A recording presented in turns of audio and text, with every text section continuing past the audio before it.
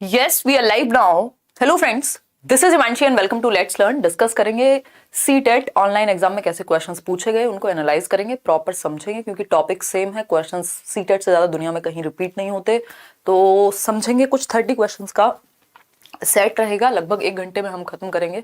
वैसे टाइम का क्या ही पता है, कल 1.5 घंटा लगा क्योंकि डिपेंड करता है. अगर लेंदी पेपर होता है तो उसको समझने में टाइम लगता है ना.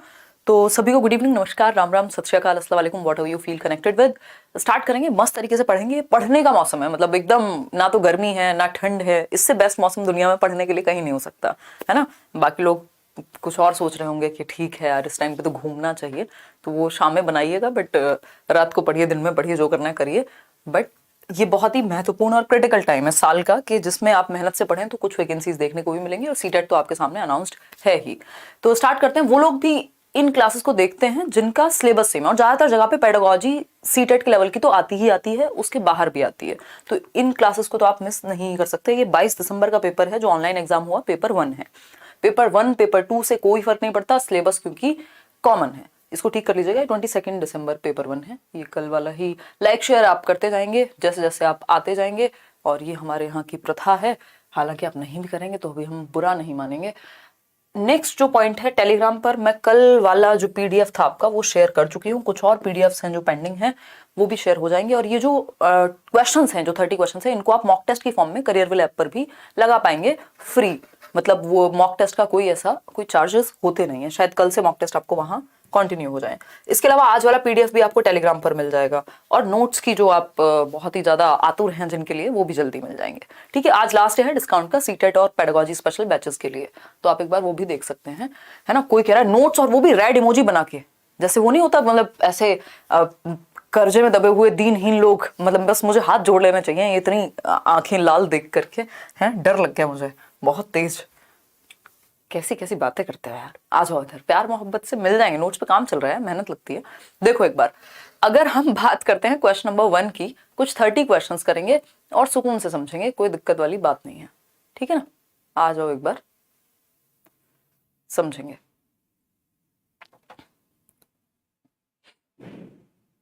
फर्स्ट क्वेश्चन देखिए. पोल आपके सामने हर एक क्वेश्चन को लेकर के होता ही है ना. करें स्टार्ट. फर्स्ट क्वेश्चन है, which domain of development relates to intellectual abilities such as attention, memory, problem solving, imagination and creativity. विकास के किस क्षेत्र का संबंध बौद्धिक सामर्थ्यों से, बौद्धिक सामर्थ्य समझ रहे हैं, जो दिमाग से जुड़ी हुई, जो मानसिक क्षमताओं से है. ठीक है. जैसे ध्यान यानी अटेंशन आपकी, स्मृति यानी मेमोरी, समस्या समाधान, कोई प्रॉब्लम आपके सामने आती है, कल्पना यानी इमेजिनेशन, रचना करना यानी कि कुछ नया करना, क्रिएटिविटी. किस डोमेन से जुड़े हुए हैं. विकास के 4 डोमेन हैं मुख्य रूप से. पीसीएसई से याद रखा है हमने. पीसीएस सबको पता है ना. पीसीएसई फिजिकल यानी शारीरिक, कॉग्निटिव यानी संज्ञानात्मक मानसिक भी कहते हैं, सोशल यानी सामाजिक, और ई फॉर इमोशनल. ये क्या है, एक निमोनिक है, शॉर्ट तरीका है याद रखने का. ऐसे बहुत सारे निमोनिक मैंने आपको बताए हुए हैं. ये हमारा फंडा रहा है लेट्स लर्न पे, निमोनिक्स के थ्रू चीजें याद करने का. तो पीसीएसई की जब हम बात कर रहे हैं तो भैया दिमाग में मेमोरी है आपके, है ना. मेमोरी जो है दिमाग से संबंधित है. आपको किसी का नाम याद है, किसी का नंबर याद है जमानों से, तो वो कहाँ, हाथों में याद है? नहीं, वो दिमाग में है. मेमोरी किससे जुड़ी हुई है? दिमाग से. अटेंशन, जब आप अटेंशन दे रहे हैं तो आप अपनी मानसिक क्षमताओं का ध्यान एक जगह पे लेकर के जा रहे हैं. ठीक. तो फिजिकल डोमेन तो नहीं हो सकता ये. भाई शरीर में थोड़ा ना, कोई दौड़ने भागने की बात करते तो हम कह देते फिजिकल डोमेन है. सोशल डोमेन, भाई सोशल डोमेन में भी आप क्या है, समाज में घुल रहे हैं, मिल रहे हैं, ग्रुप में बैठ रहे हैं, बातचीत कर रहे हैं, ऐसी कोई बात नहीं हुई यहाँ. इमोशंस की भी सच इन्होंने यहाँ कोई बात नहीं की, हालांकि आपस में जुड़े हुए हैं चारों ही. कॉग्निटिव डोमेन सिंपल तरीके से इससे जुड़ा हुआ है, संज्ञानात्मक क्षेत्र. इसको मानसिक क्षमताओं से जुड़ा हुआ क्षेत्र बोला जाता है. जितनी भी चीजें दिमाग से होती हैं, जितनी भी मानसिक क्षमताएं हैं, जितने भी मानसिक कौशल हैं, मेंटल स्किल्स हैं, जैसे सोचना, थिंकिंग, समझना, कॉन्सेप्ट्स का बनना, संप्रत्यों का विकास कहां होगा? दिमाग में होगा. ये सब चीजें पूछी जा चुकी हैं, है ना. इसके अलावा अगर हम बात कर रहे हैं तो जो भी चीजें दिमाग से होंगी वो कॉग्निटिव डोमेन में आती हैं, चाहे वो मेमोरी हो, अटेंशन हो, प्रॉब्लम सॉल्विंग हो, इमेजिनेशन हो, क्रिएटिविटी हो, थिंकिंग हो, रीजनिंग हो, है ना. खैर ये तो बैच की क्लास है, आते हैं फटाफट से. 1 मिनट रुक. देखिएगा, अगर हम बात करते हैं किसकी, हम बात कर रहे थे यहाँ कॉग्निटिव डोमेन की, तो इसको एक तो ये कॉग्निटिव डोमेन की ही थियरी है जो पियाजे ने दी है, जो वाइगोस्की ने दी है, जो ब्रूनर ने दी है ना। इसको थोड़ा सा समझिएगा जोड़ करके, क्योंकि क्वेश्चंस अंडरस्टैंडिंग बेस्ड आते हैं। ठीक, कॉग्निटिव डोमेन, कॉग्निशन को या कॉग्निटिव डोमेन को हम किससे जोड़ते हैं? मेंटल स्किल्स, यानी मानसिक क्षमताएं, दिमाग से जुड़ी हुई जितनी भी एक्टिविटीज हैं वो इसी से होंगी। इसको दूसरा नाम दे दिया जाता है इंटेलेक्चुअल स्किल्स, यानी जो बौद्धिक क्षमताएं हैं जो भी आपकी बुद्धि से संबंधित हैं। इंटेलेक्चुअल स्किल्स जिनमें भी बुद्धि का प्रयोग ज्यादा है, वो सारे कौशल यहां आएंगे। ठीक है, तो इसको बौद्धिक पक्ष कह लीजिए आप इसको संज्ञानात्मक पक्ष कह लीजिए, आप इसको मानसिक क्षमताओं का पक्ष कह लीजिए। ठीक है, इसमें कितनी चीजें हैं? थिंकिंग, यानी सोचते आप दिमाग से हैं, कॉन्सेप्ट्स आपके दिमाग में बनते हैं, रीजनिंग, तर्क आप दिमाग से करते हैं, है ना। क्रिएटिविटी भी कहीं ना कहीं दिमाग में ही आइडियाज आ रहे हैं अगर देखा जाए तो। इसके अलावा problem solving, imagination, memory, attention, perception, ये सब किससे जुड़े हुए हैं? दिमाग से जुड़े हुए हैं। तो जो भी चीजें दिमाग से जुड़ी हुई हैं वो सब इसमें आएंगी, है ना। मैं सारा नहीं लिखूंगी फिर से। PS यानी प्रॉब्लम सॉल्विंग, रीजनिंग हो गया, इमेजिनेशन हो गया, क्रिएटिविटी हो गया, मेमोरी, अटेंशन, परसेप्शन, सारी चीजें जो भी दिमाग से जुड़ी हुई है। ठीक, तो ये मानसिक क्षमताएं हैं। संज्ञानात्मक विकास, यानी आप अपने संज्ञान को, आप नॉलेज को कैसे बिल्ड करते हैं, आप दुनिया को कैसे जानते हैं, आपकी अंडरस्टैंडिंग, आपकी नॉलेज, ये सारी चीजें कॉग्निटिव डोमेन से जुड़ी हुई हैं, संज्ञानात्मक पक्ष से जुड़ी हुई हैं, मानसिक पक्ष से जुड़ी हुई हैं दिमाग के। ठीक, इसी पे थियरी पियाजे की है, जिन्होंने 4 स्टेजेस बताई हैं कॉग्निटिव डेवलपमेंट की। इसी की थियरी वाइगोस्की की है। बस वाइगोस्की की थियरी का नाम सोशियो कल्चरल अप्रोच है। उन्होंने कहीं लिखा नहीं है कि सोशियो कल्चरल अप्रोच से मतलब उनका कॉग्निटिव डेवलपमेंट है, बट ये आपको समझना होगा कि वो बात किसकी कर रहे हैं। सामाजिक सांस्कृतिक परिप्रेक्ष्य से संज्ञान कैसे विकसित होता है, बच्चे का दिमाग कैसे विकसित होता है, ये कहती है वाइगोस्की की थियरी। ठीक, तो आपको समझ में आना चाहिए कि कॉग्निटिव डेवलपमेंट की ही बात कर रहे हैं वाइगोस्की जब सोशियो कल्चरल अप्रोच की बात कर रहे हैं। ठीक, और ब्रूनर भी। चलिए आते हैं कुछ कुछ बातें जो हमारे दिमाग में सेट होनी चाहिए। ठीक, आते हैं क्वेश्चन नंबर 2 पर। आप जवाब देंगे। बहुत ही प्यारे प्यारे क्वेश्चन है आज के, मुझे बहुत मजा आया ये क्वेश्चंस देख करके। Sana learn to hold a glass, यानी सना एक बच्ची है, उसने एक ग्लास को पकड़ना सीखा। ग्लास समझते हैं ना यार, बॉटल ही बाहर रह गई। बताओ, इतना प्यारा एग्जाम्पल देना था, बॉटल बाहर रह गई। मोहतरमा नीचे बैठ के देना, हम नहीं चाहते आपका सुंदर फेस हमें कैमरा में दिखे। खैर कोई बात नहीं, समझते हैं। तो बच्ची है सना, जल्दी होगी शोभित, है ना। बच्ची है सना, सना ने ग्लास को पकड़ना सीखा है एंड अ बॉटल, बॉटल को पकड़ना सीखा है, पहले ग्लास को पकड़ना सीखा है before she could hold a pen और बटन हर शर्ट। यानी सना एक बच्ची है जिसने सबसे पहले, अगर सबसे पहले भी नहीं, यानी पहले क्या सीखा? बॉटल को पकड़ना। बॉटल एक बड़ा ऑब्जेक्ट है, ऐसे भी पकड़ी जा सकती है दोनों हाथों का प्रयोग करके। ठीक, और उसके बाद ग्लास को पकड़ना सीखा है, बाद में उसने पेन पकड़ के प्रॉपर लिखना सीखा है, या बाद में उसने बटन लगाना सीखा है शर्ट का। ये क्या है? अगर बॉटल पकड़ने की बात करूं तो इसमें आपकी बड़ी मसल्स का प्रयोग ज्यादा है पेन के मुकाबले। पेन में और फाइन मोटर स्किल्स हैं, बिल्कुल छोटे 2 उंगलियों का कोऑर्डिनेशन चाहिए। बॉटल में फिर भी आप पूरे हाथों का प्रयोग कर सकते हैं, ठीक है ना। तो ये gross to fine motor skills है, अगर देखा जाए तो ऐसे डेवलप होता है। आज मैं सुबह घर पे थी तो मेरा भाई है, ही इज अराउंड 14 ईयर्स, तो वो सुबह सुबह आया दीदी के पास, कह रहा है कि ये लोग सारे स्कूल जा रहे थे मिलके, और हमारे घर में सब स्कूल जाते हैं, प्रथा है, तो कुछ पढ़ने कुछ पढ़ाने, तो वो कह रहा है कि बटन लगा दो। मैंने कहा अब तो इतना बड़ा हो गया यार, तेरे से बटन नहीं लगते। तो एक तो वो प्रैक्टिस की कमी कह सकते हैं, तो कह रहा नहीं यार आज नहीं लग रहे, वैसे लग जाते हैं। तो ये क्या है? Fine motor skills. वैसे क्या बॉटल छोड़ो, कैमरा छोड़ो, सब पकड़ता है वो। तो हम कह सकते हैं कि ग्रॉस से फाइन की तरफ बढ़ते हैं, ग्रॉस से फाइन की तरफ बढ़ते हैं हम, यानी ग्लास पकड़ना और बॉटल पकड़ना। उसके बाद आप पेन या फिर बटन लगाना अपनी शर्ट के सीख रहे हैं, या फीते बांधना सीख रहे हैं, जूते के जो लेसेस हैं। ठीक, तो ये क्या है? सना ने अपनी कमीज का बटन बंद करना व कलम पकड़ना सीखने से पहले ग्लास और बोतल पकड़ना सीख लिया है। ये किस ओर संकेत करता है? तो विकास यूनिडायमेंशनल होता है, यानी सिंगल डायमेंशन में होता है, ये बात तो गलत हो जाएगी। डायरेक्शन ऑफ, क्योंकि मल्टी डायमेंशनल होता है development. Direction of development is cephalocaudal, यानी सर से पैर की ओर चलती है। यहां ये थोड़ी कहा है कि बच्चे ने पहले गर्दन संभालना सीख लिया, फिर उसने खड़ा होना सीख लिया, फिर चलना सीख लिया, यानी सर से पैर की ओर जा रही है विकास की दिशा, ऐसा नहीं है। ठीक, direction of development is proximo distal, यानी विकास की जो दिशा है वो अधोगामी है, यानी सेंटर से पेरिफेरी जाती है, केंद्र से बाहर की ओर जाती है। क्योंकि यहां ग्रॉस और फाइन तो लिखा नहीं है, ग्रॉस टू फाइन कहीं नहीं लिखा, तो आपको ऑप्शन के अकॉर्डिंग ढूंढ करके सही उत्तर तक पहुंचना पड़ेगा। स्थूल गतिक कौशल से आपका जो सूक्ष्म गतिक कौशल है उनकी बात नहीं हुई है। Direction follows a random pattern, direction भैया रैंडम पैटर्न फॉलो नहीं करती है। आप रात को सोए, सुबह एक हाथ इतना बड़ा हो गया, दूसरा छोटा रह गया, रैंडम नहीं होती, सिक्वेंशियल होती है। ठीक, तो हम कहेंगे direction of development is proximo distal, यानी क्या है, अधोगामी है विकास की दिशा। प्रॉक्सिमो डिस्टल कैसे है इसको समझ लेते हैं थोड़ा सा। देखो हमें पता है डायरेक्शन में हमने कल भी 2 प्रिंसिपल पढ़े थे और ये रोज पढ़ने हैं। एक बार सेफेलोकॉर्डल यानी सर से पैर, पहले बच्चा अपना सर संभालना सीखेगा, फिर गर्दन, फिर नीचे वाला जो धड़ यानी जो सेकेंड हाफ ऑफ बॉडी है या पैरों पे कंट्रोल आएगा। हेड टू टो जाता है डेवलपमेंट। दूसरी दिशा होती है प्रॉक्सिमो डिस्टल, जिसकी यहाँ पे बात चल रही है, प्रॉक्सिमो डिस्टल। ठीक, इसका दूसरा नाम जो है सेफेलोकॉर्डल का, इसको लॉन्गिट्यूडिनल यानी लंबवत विकास का सिद्धांत कहते हैं, ये दिशा कहते हैं विकास की, क्योंकि ये सर से पैर, लंबवत समझते हैं ना वो जो आप मैथ्स में पढ़ते होंगे। ठीक, तो ये लॉन्गिट्यूडिनल होती है। ठीक, हेड टू टो जाएगा, सर से पैर के अंगूठे तक विकास की दिशा। दूसरा जो है प्रॉक्सिमो डिस्टल, इसको नियर टू फार कहते हैं। नियर क्या है, आपकी बॉडी का सेंटर यानी केंद्र, सेंटर टू पेरिफेरी भी कह सकते हैं इसको, सेंटर टू पेरिफेरी भी कह सकते हैं। कुछ हद तक देखा जाए तो gross motor to fine motor भी आप इसको कह सकते हैं, कि पहले आपका कंट्रोल सेंटर पे आता है बॉडी के, यानी आपके हार्ट, और फिर धीरे धीरे आप अपने आर्म्स पे कंट्रोल लाते हैं, उस आर्म्स के बाद फिर आप अपने हाथों पर कंट्रोल लाते हैं, और हाथों के बाद अपने फिंगर्स पर कंट्रोल लाते हैं, और फिंगर के बाद भी जो सूक्ष्म कौशल है यानी पेरिफेरी तक, सेंटर से, केंद्र से सीमाओं की ओर जा रहा है विकास, है ना। आपके बॉडी के सेंटर से बाहर की ओर, आउटवर्ड, सेंटर टू आउटवर्ड भी कहते हैं, इसके कई सारे नाम है, ग्रॉस टू फाइन भी आप मान सकते हो इसको। ठीक, तो ये प्रॉक्सिमो डिस्टल सिंपल आंसर है। इतनी कहानी इसलिए बताई गई ताकि आपको रट्टे ना लगाने पड़े, नेक्स्ट टाइम जब क्वेश्चन घुमा करके पूछे तो आप फंस ना जाएं क्वेश्चन में। ठीक, क्वेश्चन नंबर 3 देखिएगा, development of children is a result of, विकास किसका परिणाम है, बताइएगा एक बार। आपके कर्मों का परिणाम तो नहीं है विकास, विकास किसका परिणाम है बताइएगा, है ना। नहीं, मैं छठ तो नहीं मनाती हूँ, बट आप लोग मनाते हैं तो जो भी लोग मनाते हैं मैं उनके साथ सेलिब्रेशन में शामिल होने के लिए बिल्कुल तैयार हूँ। और लाइक शेयर करना आप भूल गए तो वो भी आप करते रहिए, है ना। कोई बात नहीं, एक बार रिफ्रेश कर लो, बताइए एक बार। क्वेश्चन नंबर 3 कहता है डेवलपमेंट ऑफ चिल्ड्रन, आपका पोल अब तक आया नहीं है, ये थर्ड क्वेश्चन का कुछ तो गड़बड़ है।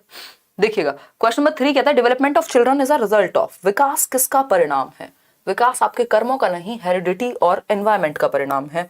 Development is equal to heredity into environment, यानी विकास किसका गुणनफल है, आनुवंशिकता और वातावरण का, यानी जो आपको गुण हेरिडिटी से मिले हैं, जो जीन्स आपको हेरिडिटी से मिले हैं, और जो एनवायरमेंट में वो अनफोल्ड होंगे, जो ट्रेनिंग आपको एनवायरमेंट में मिल रही है, जो एजुकेशन, जो न्यूट्रिशन आपको एनवायरमेंट में मिल रहा है, वो दोनों मिलकर के प्रतिक्रिया देंगे, या गुणनफल प्रोडक्ट जो है मिलकर के डेवलपमेंट आएगा, है ना।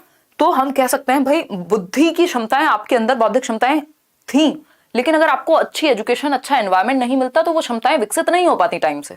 ठीक है ना। तो ओनली हेरिडिटी जी नहीं, सिर्फ एक नहीं है, दोनों महत्वपूर्ण है, दोनों बराबरी का महत्व रखते हैं, ऐसा वुडवर्थ कहते हैं। ठीक है जी।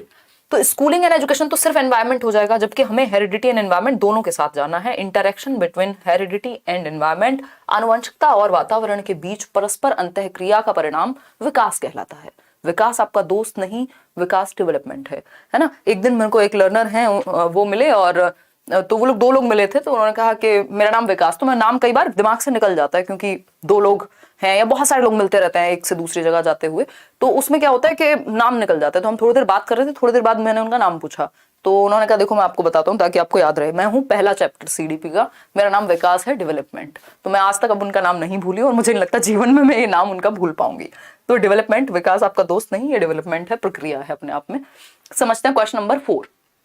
क्वेश्चन नंबर 4 क्या कहता है, which of these is not a primary agent of socialisation. देखिए नॉट लिखा है तो ध्यान से क्वेश्चन पढ़ेंगे, नॉट लिखा हो, लीस्ट लिखा हो, एक्सेप्ट लिखा हो, हमें ध्यान से पढ़ना होता है क्वेश्चन को, नहीं तो 1 नंबर मजाक मजाक में चला जाएगा। ठीक, तो निम्न में से कौन सा कारक सामाजिकरण का प्राथमिक कारक नहीं है। प्राथमिक समझते हैं आप, दो तरह के कारक हैं, एक प्राइमरी एक सेकेंडरी। प्राइमरी को हम प्राथमिक कहते हैं जिसमें परिवार आता है, और सेकेंडरी में पूरी दुनिया आ जाती है। ठीक है ना, दुनिया को कुछ और मत समझ लेना। प्राइमरी मतलब फैमिली, प्राथमिक। सेकेंडरी मतलब गॉड, सेकेंडरी मतलब गॉड। इसमें स्कूल, नेबरहुड, दुनिया भर की चीजें आ जाएंगी। तो अगर हम बात करें तो फैमिली क्या है, प्राइमरी है। नेबरहुड भी प्राइमरी में आ सकता है क्योंकि ये साथ में है, या ऑप्शन पे डिपेंड करेगा। पीयर्स को भी चलो मान लिया, लेकिन गवर्नमेंट कभी भी प्राइमरी नहीं हो सकती। भाई पीयर्स भी मान लीजिए आप जिनके साथ बड़े हुए हैं, बिल्कुल आपके फैमिली मेंबर्स ही हैं या नेबरहुड के मेंबर्स ही हैं, तो वो भी आ गए एक बार को प्राइमरी में। लेकिन सरकार जो है वो किसी की सगी नहीं होती, मतलब हम ये कह सकते हैं कि गवर्नमेंट जो है भैया वो सेकेंडरी में आएगी, वो प्राइमरी में नहीं आएगी। तो वो हमारा कोई प्राइमरी सर्कल नहीं है, रिश्तेदारी नहीं है, ठीक। तो गवर्नमेंट सेकेंडरी है, गॉड है, ठीक। स्कूल सेकेंडरी है, सिंपल बातें हैं, कोई दिक्कत नहीं है। नॉट नहीं देखा, फंस गए ना, 1 नंबर चला गया मजाक मजाक में। ऐसे प्यारे प्यारे क्वेश्चन अगर आप खोएंगे तो सीटेट में तो चलो नेगेटिव मार्केटिंग का कहाँ दिमाग मेरा, मार्किंग नहीं है। और लेकिन डीट प्लस बी, केवीएस या इन सब में जहां पे कंपटीशन है, अगर केवीएस में चलो नेगेटिव मार्किंग नहीं भी है तब भी कंपटीशन तो है, तो आप मेरिट में पीछे रह जाएंगे ऐसे मजाक मजाक वाले क्वेश्चन गलत करके। तो इनको गलत करना आप अफोर्ड नहीं कर सकते। क्वेश्चन को ध्यान से पढ़ना हमारा 60% काम निपटा देता है। क्वेश्चन नंबर 5 देखिएगा एक बार, प्यारी प्यारी हाइंस डिलेमा आपके सामने है, हाइंस की दुविधा। On the basis of children's responses to Heinz dilemma, यानी बच्चों के जो रिस्पॉन्स थे हाइंस डिलेमा पे, हाइंस डिलेमा यानी हाइंस की दुविधा। हाइंस एक व्यक्ति था जिसकी बीवी को एक फेटल डिजीज हो गई थी जिससे उसकी जान जाने ही वाली थी, और हाइंस के पास पैसे नहीं थे। अब हाइंस के सामने 2 रास्ते थे कि जो केमिस्ट है वो दवाई नहीं दे रहा था तो 100 गुना प्राइस बढ़ा करके, मतलब 10 रुपए जिस चीज का प्राइस था या होना चाहिए था उसका वो 100 गुना ले रहा था। तो उस केस में उसने कहा 1000 रुपए दो भैया। उस केस में हाइंस के पास पैसे थे नहीं, तो या तो वो चोरी करे या तो वो बीवी को अपनी मरने दे। तो उसने चूज किया कि उसने चोरी की। ये हाइंस की दुविधा है कि वो फंसा हुआ था दोनों में कि ये करे कि वो करे, ठीक है ना। समझ पा रहे हो या नहीं? क्या हो गया मैम आज आपको? अरे बस पूछो मत यार, आप लोग से जुड़ के इतनी खुशी हो जाती है। नहीं, छुट्टियां मेरे से बर्दाश्त नहीं हुई, इतने दिन की छुट्टियां, ऊपर से मेरी तबीयत खराब थी उससे पहले, है ना। अब मैं एकदम ऐसे वाले मोड में हूं कि मैं 24 घंटे आप ही से बात करना चाहती हूँ।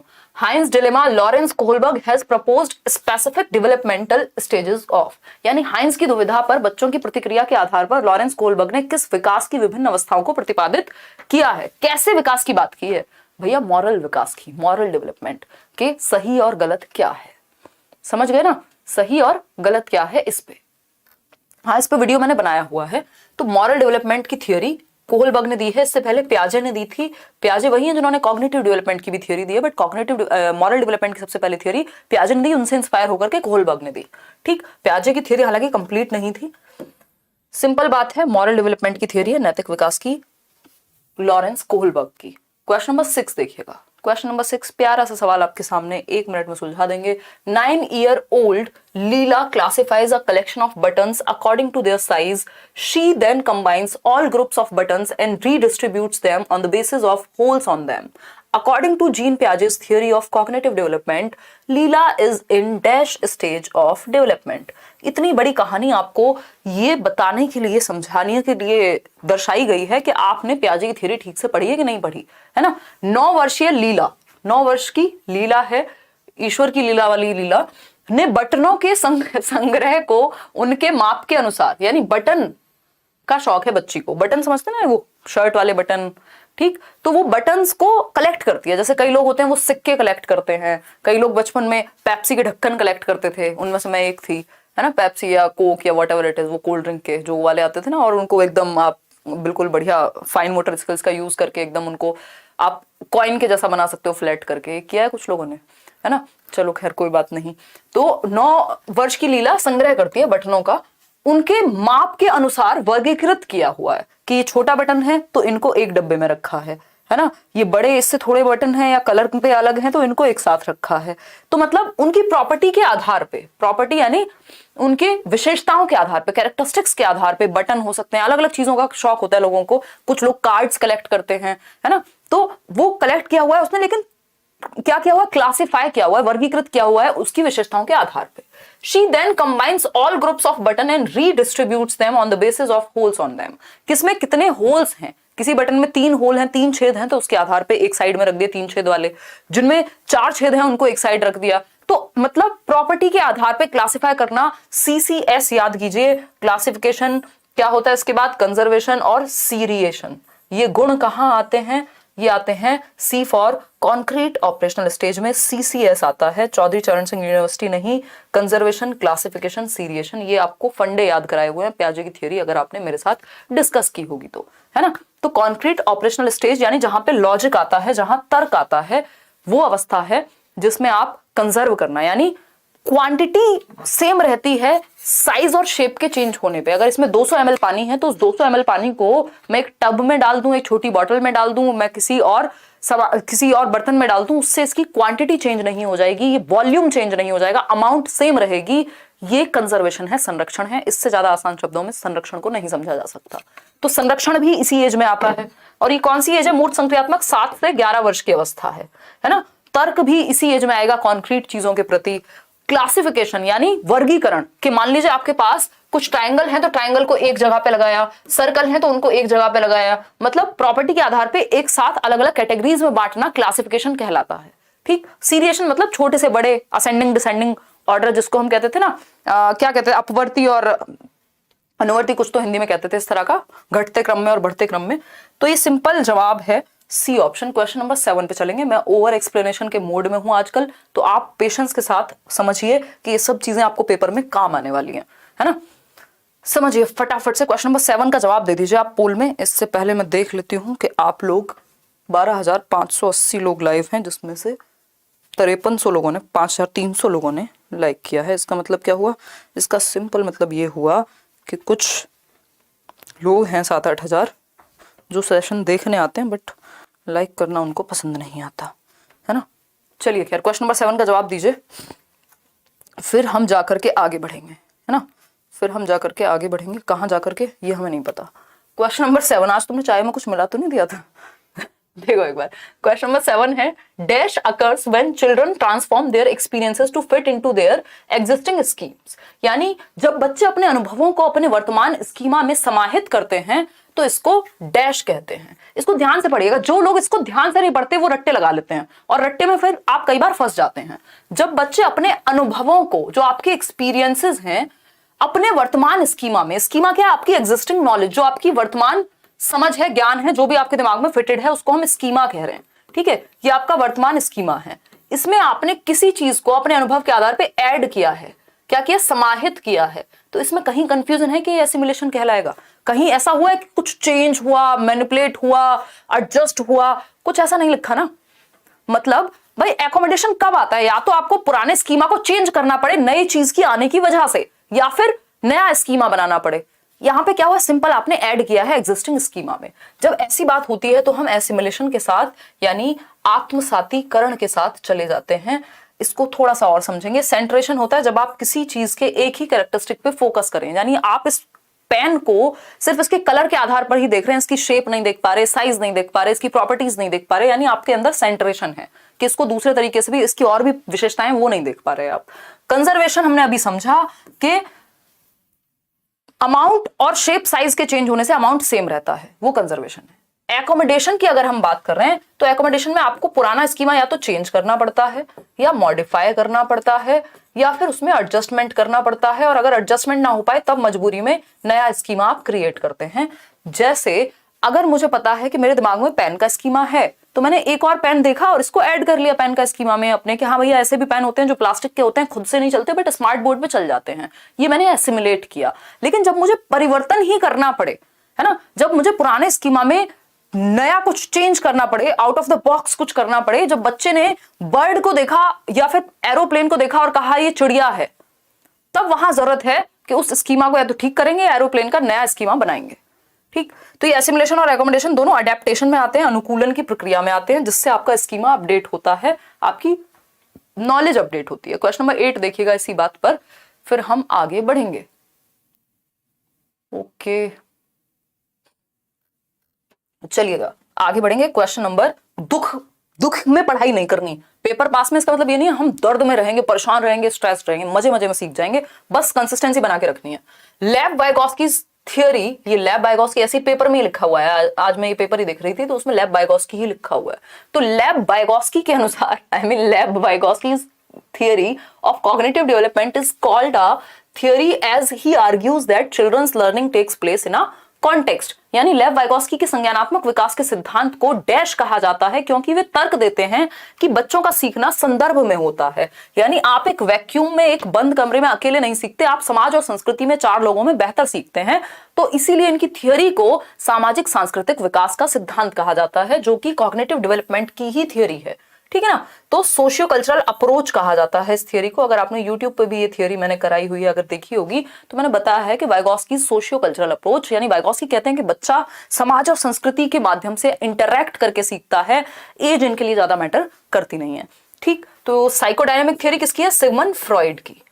ठीक, साइकोसेक्सुअल भी इन्हीं की थियरी है। बिहेवियरिस्टिक एस्पेक्ट में पैवलव, थॉर्नडाइक, हल, टॉलमैन, वॉटसन और 1700 लोग हैं, आपके काम का नहीं है, सीटेट में नहीं आता बिहेवियरिस्टिक एस्पेक्ट उतना। तो सोशियो कल्चरल अप्रोच एक थियरी है वाइगोस्की की, जिसका नाम सोशियो कल्चरल अप्रोच है। क्वेश्चन नंबर 9 देखिएगा, when a teacher adjust the support, याद आ रहे हैं वाइगोस्की? सपोर्ट की बात हो रही है, जहां पे भी हेल्प की बात हो रही है, समझ जाइए वाइगोस्की को याद करने की बात हो रही है। ठीक है ना। Offer to a child to fit the child's current level, जहां पे वो है बच्चा वहां उसको हेल्प दी जा रही है ताकि उसका परफॉर्मेंस सुधर जाए। To help her reach her zone of proximal development, ZPD। आप सीटेट क्लियर कर सकते हैं यदि आपको सही मात्रा में हेल्प मिल जाए, आपका जो करंट लेवल है उस पे जहां आप अटक रहे हैं वहां हेल्प मिल जाए, तो आपका प्रॉक्सिमो डिस्टल डेवलपमेंट यानी जो दायरा है जहां तक आपका विकास हो सकता है वो बढ़ जाएगा, या वहां तक आप पहुंच जाएंगे। इसी को स्कैफोल्डिंग कहते हैं वाइगोस्की की भाषा में। पाड़ या ढांचा कहते हैं, टेम्परेरी हेल्प है ये। जब आप साइकिल चलाना सीख रहे थे बचपन में, किसी ने पीछे से पकड़ा, वो टेम्परेरी हेल्प थी। जब आप साइकिल चलाना सीख गए, वो हमेशा आपके पीछे नहीं भाग रहा एक व्यक्ति, है ना, वो छोड़ दिया उसने जैसे जैसे आप खुद से साइकिल चलाने लग गए। तो जिस स्टेप पे आप अटकते हैं, जिस थियरी में आप अटकते हैं, जिस टॉपिक में आप अटकते हैं, वहां से आप यूट्यूब पे जाते हैं, सर्च करते हैं और वो हेल्प ले लेते हैं, और वो टेम्परेरी हेल्प है। पेपर तो आपको खुद ही देके आना है, मैं तो नहीं जाऊंगी आपके साथ। तो ये जो टेम्परेरी हेल्प है, इसको स्कैफोल्डिंग कहते हैं वाइगोस्की के अनुसार। ठीक है जी। तो C option is the right answer. ये कोई हिंट हो सकती है, किसी व्यक्ति के द्वारा दी गई, या टीचर के द्वारा दी गई, मोर नॉलेजेबल अदर के द्वारा दी गई, MKO कहते हैं वाइगोस्की की भाषा में। कोऑपरेटिव लर्निंग, डेमोन्स्ट्रेटिंग, ये सारी फालतू बातें। जैसे ही बात हो गई सपोर्ट ऑफर करना है बच्चे को करंट लेवल पे जिससे ZPD में जा सके, वो सिंपल है, पाड़ स्कैफोल्डिंग की बात हो रही है। क्वेश्चन नंबर 10 पर चलेंगे। इन प्रोग्रेसिव क्लासरूम, जॉन डुई नाम के एक व्यक्ति हैं जो प्रोग्रेसिव एजुकेशन की बात करते हैं, जॉन डीवी भी कह देते हैं इनको हिंदी में। चाइल्ड सेंटर्ड एजुकेशन की बात करते हैं। शिकागो में इन्होंने कुछ लैब स्कूल्स खोले अपनी वाइफ के साथ मिलकर के, और चाइल्ड सेंटर्ड एजुकेशन यानी लर्निंग बाय डूइंग को प्रमोट किया कि बच्चा करके सीखता है। क्या? एक्टिविटी करके सीखता है। तो बच्चे का एक्टिव होना, सक्रिय होना बहुत जरूरी है। और लर्निंग क्या है? एक सोशल एक्टिविटी है, यानी ग्रुप में बेहतर सीखता है बच्चा, कोऑपरेट करके बेहतर सीखता है। बहुत हार्ड क्वेश्चन भी नहीं आए तो थे लास्ट ईयर, हैं? क्या लिखते हो अंकिता? मैम बहुत हार्ड क्वेश्चन भी नहीं आए थे लास्ट ईयर। तो ये तो बनाया हुआ है ना, ये एक प्रॉपर पूरा एक एजेंडा बनाया जाता है हर साल। जैसे ही पेपर होगा, कुछ भी चेंज होगा, तो कुछ लोग पता नहीं क्यों इतने डरे हुए हैं कि वो अपने पर्सनल फायदे के लिए, अब उसको आप बिजनेस कहो या जो भी कहो, वो उस तरह से चिल्ला चिल्ला के कहेंगे कि इतना ऐसा हो गया है पेपर, अब तो ये बदल गया है, अब तो कोर्स लिए बिना काम नहीं चलेगा, अब तो ये हो जाएगा। ये सब चीजें पहले से देखते आ रहे हैं हम लोग बचपन से, मतलब जब से भी ये फील्ड में, मैं तो बचपन में ही आ गई थी। तो उस केस में ये बहुत नॉर्मल चीजें हैं, सिलेबस से बाहर नहीं है क्वेश्चन। अगर 30 क्वेश्चन में से 4 क्वेश्चन थोड़े से मुश्किल बना ही दिए तो क्या हो गया, है ना। कॉन्सेप्चुअल बेस्ड क्वेश्चंस हैं, मतलब कॉन्सेप्ट बेस्ड क्वेश्चंस हैं। तो ये हमेशा होगा, आप देखिएगा कभी भी, चाहे वो D2+B का एग्जाम हो, चाहे किसी भी चीज में हो, जैसे ही थोड़ा बहुत कुछ भी चेंज होगा, शोर मचाना शुरू कर देंगे लोग, हाय रे अब तो ये हो गया, और लोगों को भी डरा देते हैं जो लर्नर्स होते हैं ना, जो एग्जाम देते हैं। In a progressive classroom learning by doing, प्रगतिशील कक्षा में teaching is textbook centred. भैया टेक्स्ट बुक सेंटर्ड होगी तो बच्चे को ध्यान में रखो ना, चाइल्ड सेंटर्ड होनी चाहिए teaching. Emphasis is placed on summative assessment. Summative assessment होता है जजमेंट के लिए, इतने परसेंट नंबर आए। अब ये नहीं होना चाहिए चाइल्ड सेंटर्ड में, आप बच्चे के परसेंट नहीं देख रहे हो, उसकी एक्टिविटी देखोगे। Learners play an active part in their learning. देखिए 90% क्वेश्चंस, पेडागोजिकल क्वेश्चंस सॉल्व हो जाते हैं इस बात से, जब आप बच्चे को ये देख लेते हैं जिस ऑप्शन में बच्चा सबसे ज्यादा एक्टिव है, उसको फ्रीडम मिली है, वो उसकी भलाई के पक्ष में, अगर उसके पक्ष में है कोई ऑप्शन तो वो बेस्ट ऑप्शन है। तो जो बच्चे की भलाई वाला ऑप्शन हो, जो पॉजिटिव है बच्चे के लिए, वो सही उत्तर है ना। तो learners play an active part in their learning, यानी विद्यार्थी अध्ययन में सक्रिय भूमिका निभाते हैं। जब बच्चे एक्टिव होंगे तो वो सबसे बेहतर सीखेंगे। जब आप मन से सीख रहे होते हैं, एक्टिविटी करके सीख रहे होते हैं, तो सबसे बेहतर सीखते हैं। Teachers uses rewards and punishment. देखो रिवॉर्ड और पनिशमेंट का जो चक्कर है ज्यादा दिन तक चलता नहीं है, ऐसे लोग लंबी रेस में नहीं जा पाते, है ना, खुश भी नहीं रह पाते, क्योंकि जब तक आपको रिवॉर्ड मिलेगा तब तक आप काम करेंगे, जिस दिन रिवॉर्ड नहीं मिलेगा आपका इंटरेस्ट खत्म हो जाएगा, आप सिर्फ एक्सटर्नल चीजों के लिए काम करेंगे। तो प्रोग्रेसिव एजुकेशन करती है learning for the sake of learning, child centred, बच्चे को सेंटर में रखो, उसको क्या पसंद है, उसका इंटरेस्ट, उसका एप्टीट्यूड, उसका एटीट्यूड। तो C option is the right answer. Question number 11 देखेंगे, क्वेश्चन नंबर 11 देखिएगा और समझेंगे, बताइएगा। फटाफट से, जहां बच्चा एक्टिव है वो ऑप्शन सबसे प्यारा है। कंचन सिलेबस कर लो और प्रीवियस ईयर, और कुछ नहीं करना। सिलेबस में भी जो इंपॉर्टेंट चीजें हैं सब कराई जाएंगी, डोंट वरी, ये मत सोचो अभी क्वेश्चन ही कराऊंगी मैं, और भी चीजें कराऊंगी आपको, टॉपिक्स भी कराऊंगी। कल शायद हम ईवीएस करेंगे, और मंडे मोस्ट प्रोबेबली मंडे हमारा एक 3-4 घंटे का सेशन रहेगा जिसमें हम प्रीवियस ईयर पेपर जो आया है पूरा 150 क्वेश्चंस को एक बार एनालाइज करेंगे, जो हम हर साल करते हैं कि वो जो पेपर है 150 क्वेश्चंस का, उसमें जो भी पेडागोजिकल पार्ट है जितना भी अलग अलग सब्जेक्ट का, उसको हम समझेंगे। ठीक, तो मंडे आप तैयार रहिएगा। 8 बजे क्लास रखेंगे क्योंकि फिर लेट हो जाएगा जिन लोगों की क्लास आपकी क्या कहते हैं, जिनको रात को जल्दी सोना होता है। ठीक है, मंडे को याद रखिएगा। कल तो हम वो करेंगे ईवीएस के कुछ questions. Dash intelligence refers to the ability to recognise and respond appropriate to the moods, temperaments and intentions of others.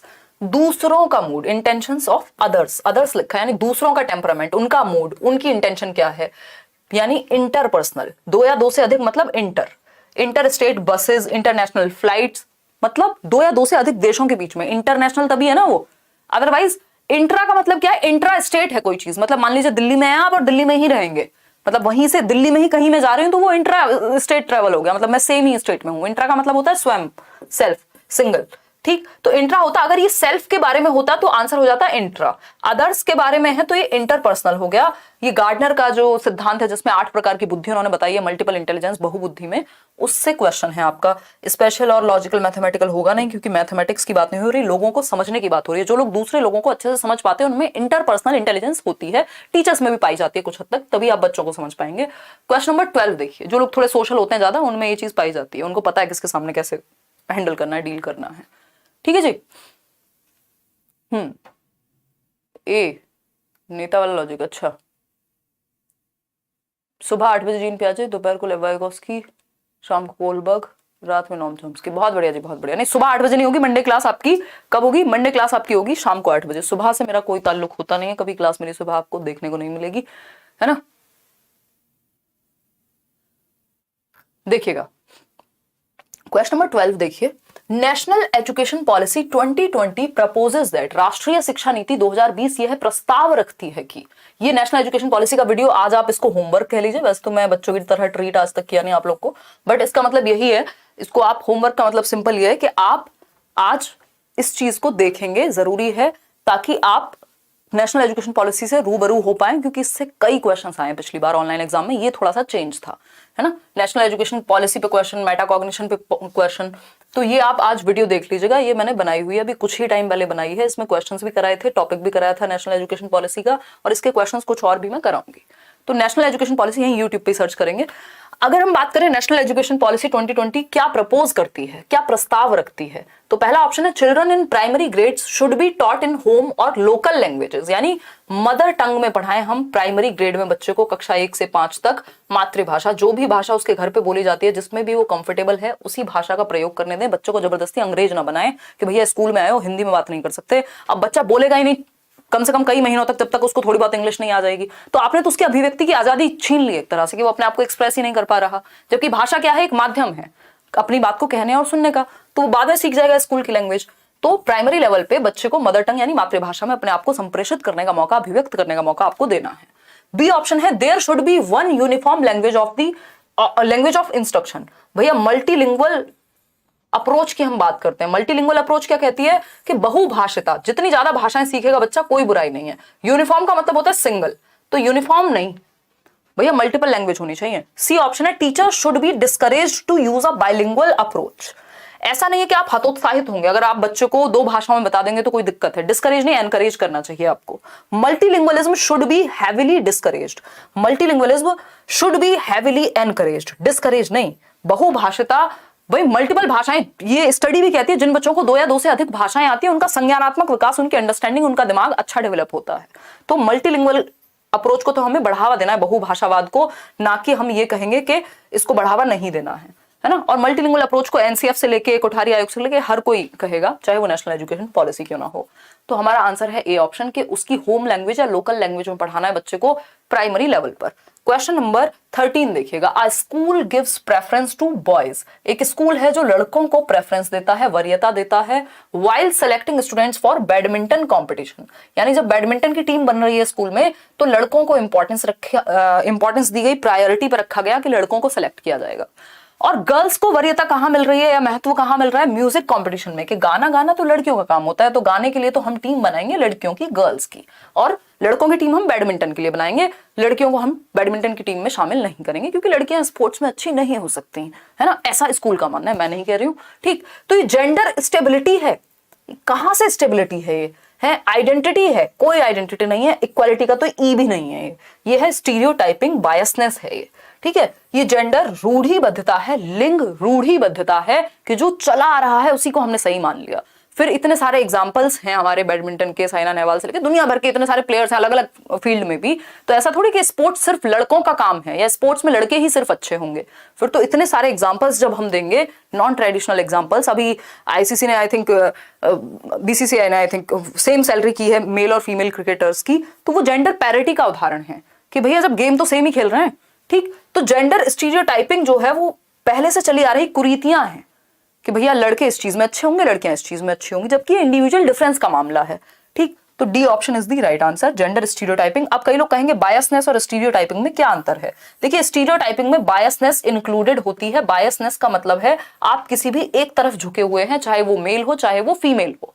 Stereotype वो चीज है कि जो पहले से चला आ रहा है, यानी किसी चीज में आप महिलाओं की तरफ झुके हुए हैं तो वहीं झुके हुए हैं, किसी तरफ में आप पुरुषों की तरफ झुके हुए हैं तो वो झुके हुए हैं। तो स्टीरियोटाइप में मतलब जो पहले से चलाई आ रही बायसनेस है उसको स्टीरियोटाइपिंग कह देते हैं। अदरवाइज स्टीरियोटाइपिंग में बायसनेस, डिस्क्रिमिनेशन निहित होता है, पक्षपात तो है ही स्टीरियोटाइपिंग में। तो चाहे स्टीरियोटाइपिंग हो, बायसनेस हो, डिपेंड करेगा ऑप्शंस पे। बात लगभग सेम है, बस स्टीरियोटाइपिंग हम उसको कह रहे हैं जो चला आ रहा है, जिसमें बायसनेस इंक्लूडेड है, जिसमें डिस्क्रिमिनेशन इंक्लूडेड है, ठीक? समझते हैं क्वेश्चन नंबर 14 को, ठीक? एनईपी 2020 क्वेश्चंस आएंगे, बिल्कुल आएंगे, बिल्कुल आएंगे। इस पर मैंने वीडियो बनाई भी है और जो क्वेश्चंस आए हैं वो भी कराए हैं और अलग से भी एक सेशन में करा दूंगी, ठीक? जवाब दीजिए, जनता जवाब चाहती है, दीजिए जवाब।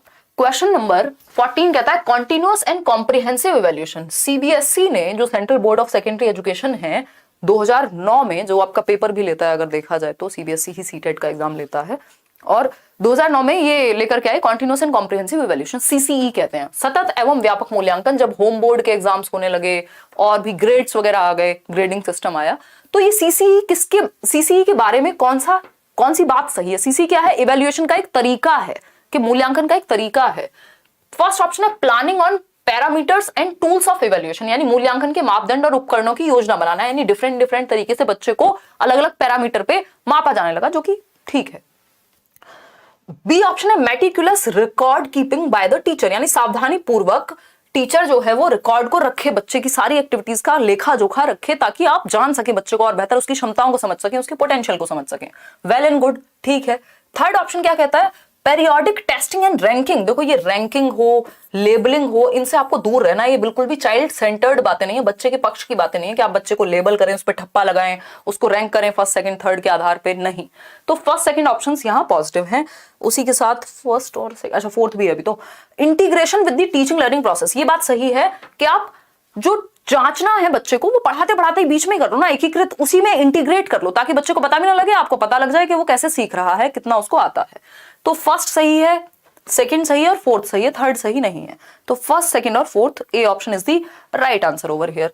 आगे बढ़ेंगे फटाफट से, थोड़ी सी स्पीड बढ़ाएंगे ताकि आप टाइम से सो सकें। क्वेश्चन नंबर 15 देखिएगा, what should be the underlying principle for assessment according to National Education Policy, यानी कि नेशनल एजुकेशन पॉलिसी, राष्ट्रीय शिक्षा नीति 2020 के अनुसार असेसमेंट के लिए कौन से सिद्धांतों को अपनाने की बात की गई है। यानी बच्चे का जब आपको आकलन करना है, ये देखना है कि वो कैसे सीखता है, कितना सीख चुका है, तो आप क्या करेंगे बताइए। पोल में जवाब दीजिए। प्रीमैरिली टेस्टिंग रोट मेमोराइजेशन स्किल्स, यानी रट्टा कितना अच्छा लगाता है ये देखेंगे। एक होती है रोट मेमोराइजेशन, रोट लर्निंग, दूसरा होता है मीनिंगफुल लर्निंग। रोट मतलब रटना, रटंत विद्या लेकिन चलंत नहीं, तो रटने को हम बढ़ावा नहीं देते, तो रटने के कौशल को कि वो कितना बढ़िया रट लेता है। 3 इडियट्स याद कीजिए, वो चतुर रामलिंगम जब वो बाद में भाषण दे रहा होता है रट के, तो रटने पे फोकस नहीं करना, मीनिंगफुल लर्निंग पे करना है। तो रटने के लिए तो नेशनल एजुकेशन पॉलिसी नहीं कह रही है। Encouraging learning of content only, यानी जो कंटेंट है बस उसको रट लो, उसी को याद रखो, अपना दिमाग मत लगाओ, लर्निंग बाय डूइंग मत करो, अपनी थिंकिंग, प्रॉब्लम सॉल्विंग, क्रिएटिविटी कुछ मत डेवलप कराओ। ये भी बात गलत है कि सिर्फ विषय वस्तु को रट लो जो सिलेबस में दिया हुआ है। सी ऑप्शन है optimising learning and development for all students, यानी सभी विद्यार्थियों के लिए उनका सीखना और सीखने और विकास का अनुकूलन करना, यानी वो कैसे बेस्ट सीख सकते हैं। ऑप्टिमाइज करना यानी कॉन्ड्यूसिव एनवायरनमेंट क्रिएट करना, सुगम वातावरण बनाना जहां वो बेस्ट कर सके, हर बच्चा अपने पोटेंशियल तक पहुंच सके। ये थोड़ा सा मुश्किल है हमारे जैसे देश में, लेकिन बहुत सारे अच्छे टीचर्स हैं जो चीजों को अपना करके परिवर्तन ला रहे हैं, है ना। हम ये नहीं कह सकते ये सिर्फ किताबी बातें हैं, ये किताब में तब आई हैं जब इनको कुछ सोच समझ करके ही लाया गया होगा। बहुत सारे विद्वान लगते हैं कोई भी पॉलिसी बनाने में, ठीक, लेकिन उसको इंप्लीमेंट करना थोड़ा सा मुश्किल होता है, लेकिन कुछ हद तक भी कर पाएंगे तो बदलाव तो आ ही जाएगा। डी ऑप्शन है assessing students only into the cognitive domains, सिर्फ संज्ञानात्मक पक्ष, सिर्फ दिमागी पक्ष, सिर्फ पेन पेपर पेंसिल टेस्ट पे जांचे, नहीं, उसके फिजिकल एस्पेक्ट हो सकता है, कोई स्पोर्ट्स में अच्छा हो, कोई सोशली बहुत अच्छा हो, किसी में लीडरशिप क्वालिटी हो, वो पॉलिटिक्स में जाए कल देश में या कुछ और करे, है ना, किसी के अंदर इमोशंस को मैनेज करने की अच्छी क्षमता हो। तो सिर्फ कॉग्निटिव डोमेन नहीं, फिजिकल, कॉग्निटिव, सोशल, इमोशनल यानी होलिस्टिक पक्ष, सर्वांगीण रूप में आपको बच्चे को जांचना है, ऐसा नेशनल एजुकेशन पॉलिसी कह रही है। सिर्फ संज्ञान नहीं, सिर्फ पेन पेपर टेस्ट नहीं। तो C option is the right answer over here. आगे बढ़ेंगे, क्वेश्चन नंबर 16 देखिएगा सरकार। ये कहता है which of the following is the latest legislation passed by the Indian parliament for people with disability, यानी वो लोग जिनको दिव्यांगता है किसी भी तरह की, उनके लिए सरकार ने कौन सा लेटेस्ट लॉ पास किया है। 2016 में ये लॉ आया था, याद कीजिए मैंने इस पे वीडियो बनाया हुआ है, आपके साथ डिस्कशन भी हुआ है। इसको हम क्या कहते हैं, RPWD एक्ट कहते हैं। अगर आपने अभी भी जवाब गलत दिया तो मम्मी को कहिए मम्मी आज हमें खाना दीजिएगा मत, क्योंकि हमारे काम ऐसे ही हैं कि हम खाना ना खाएं एक दिन, क्योंकि हमारे सामने उत्तर दिया था किसी ने फिर भी हम बता नहीं पाए। RPWD एक्ट है right of persons with disabilities act, है ना। नेशनल एजुकेशन पॉलिसी का इससे कोई संबंध नहीं है क्योंकि डिसेबिलिटी वाला एक्ट पूछा है। तो persons with disability act, equal opportunities protection of rights and full participation act, ये 2016 में आया, जिसके तहत 21 डिसेबिलिटीज हैं, जिसमें ड्वार्फिज्म यानी बोनापन, हीमोफीलिया, ब्लड से रिलेटेड कई सारी प्रॉब्लम्स हैं जिनको शामिल किया गया है। इसके तहत 40% या उससे अधिक अगर डिसेबिलिटी किसी को है तो उसको एक सर्टिफिकेट मिलेगा, और जो अलग अलग जगह पर रिलैक्सेशन है वो मिलेगा बच्चे को जो भी डिसेबल्ड है। राइट ऑफ पर्सन, ओ हो पर्सन्स विद डिसेबिलिटीज, निःशक्त व्यक्ति समान अवसर अधिकार संरक्षण और पूर्ण भागीदारी अधिनियम, पर्सन्स विद डिसेबिलिटीज एक्ट, मुझे लग रहा है आज मुझे ही खाना नहीं मिलेगा, persons with disabilities act, equal opportunities protection of rights and full participation act, rights of persons with disabilities act. देखिए अगर इसको देखा जाए तो ये RPWD एक्ट है ना, एक्ट तो ये RPWD एक्ट है, लेकिन क्योंकि इन्होंने यहाँ पे नाम कहीं नहीं लिखा है ना, इन्होंने यहाँ क्लियर नहीं किया कि आंसर बी होगा कि सी, क्योंकि 2016 कहीं लिखा नहीं है। तो बात तो ये भी वही कह रहा है, अगर देखा जाए तो आंसर ये होना चाहिए क्योंकि ये proper right of persons with disability है, बट मेरे ख्याल में क्योंकि ये कॉम्प्रिहेंसिव आंसर है, ज्यादा अच्छे से इसमें बात को क्लियर किया गया है उनके डिसेबल्ड बच्चों के अधिकारों को, तो बी ऑप्शन बेटर होगा। और आई थिंक सीटेट ने इसी को कंसिडर किया, अदरवाइज सी ऑप्शन गलत नहीं था यहाँ पे, है ना, सी ऑप्शन गलत नहीं था यहाँ पे, तो बी के साथ ही जाएंगे क्योंकि ये ज्यादा कॉम्प्रिहेंसिव है। अगर हम बात करें, अगर बिल्कुल ऑन पेपर्स बात करें तो सी सही है। तो अब क्या कर सकते हैं, बोर्ड है आपका, कुछ भी कर सकता है, हम क्या ही करें, ठीक। तो बी ऑप्शन गलत नहीं है क्योंकि इसमें ज्यादा कॉम्प्रिहेंसिवली बात की गई है, तो बी के साथ ही जाएंगे। सी भी गलत नहीं मानेंगे हम, बट नंबर आपको बी के ही दिए हैं इन लोगों ने मेरे ख्याल में। क्वेश्चन नंबर 17 देखिएगा, which of the following statement accurately describes the spirit of inclusion in a primary classroom, यानी प्राइमरी क्लासरूम में इंक्लूजन मतलब एजुकेशन फॉर ऑल, अगर कोई डिसेबल्ड बच्चा है वो भी पढ़े, कोई स्पेशल यानी नॉर्मल बच्चा है, स्पेशल बच्चा है, गिफ्टेड बच्चा है, सब पढ़ सके, ठीक। हाँ, ग्रेस दे दिया, बिल्कुल। निम्नलिखित में से कौन सा कथन प्राथमिक शिक्षा में समावेशन की भावना का सटीक रूप से वर्णन करता है, यानी हर बच्चे को सेम क्लासरूम में, रेगुलर क्लासरूम में पढ़ने का अधिकार है, बताइएगा फटाफट से।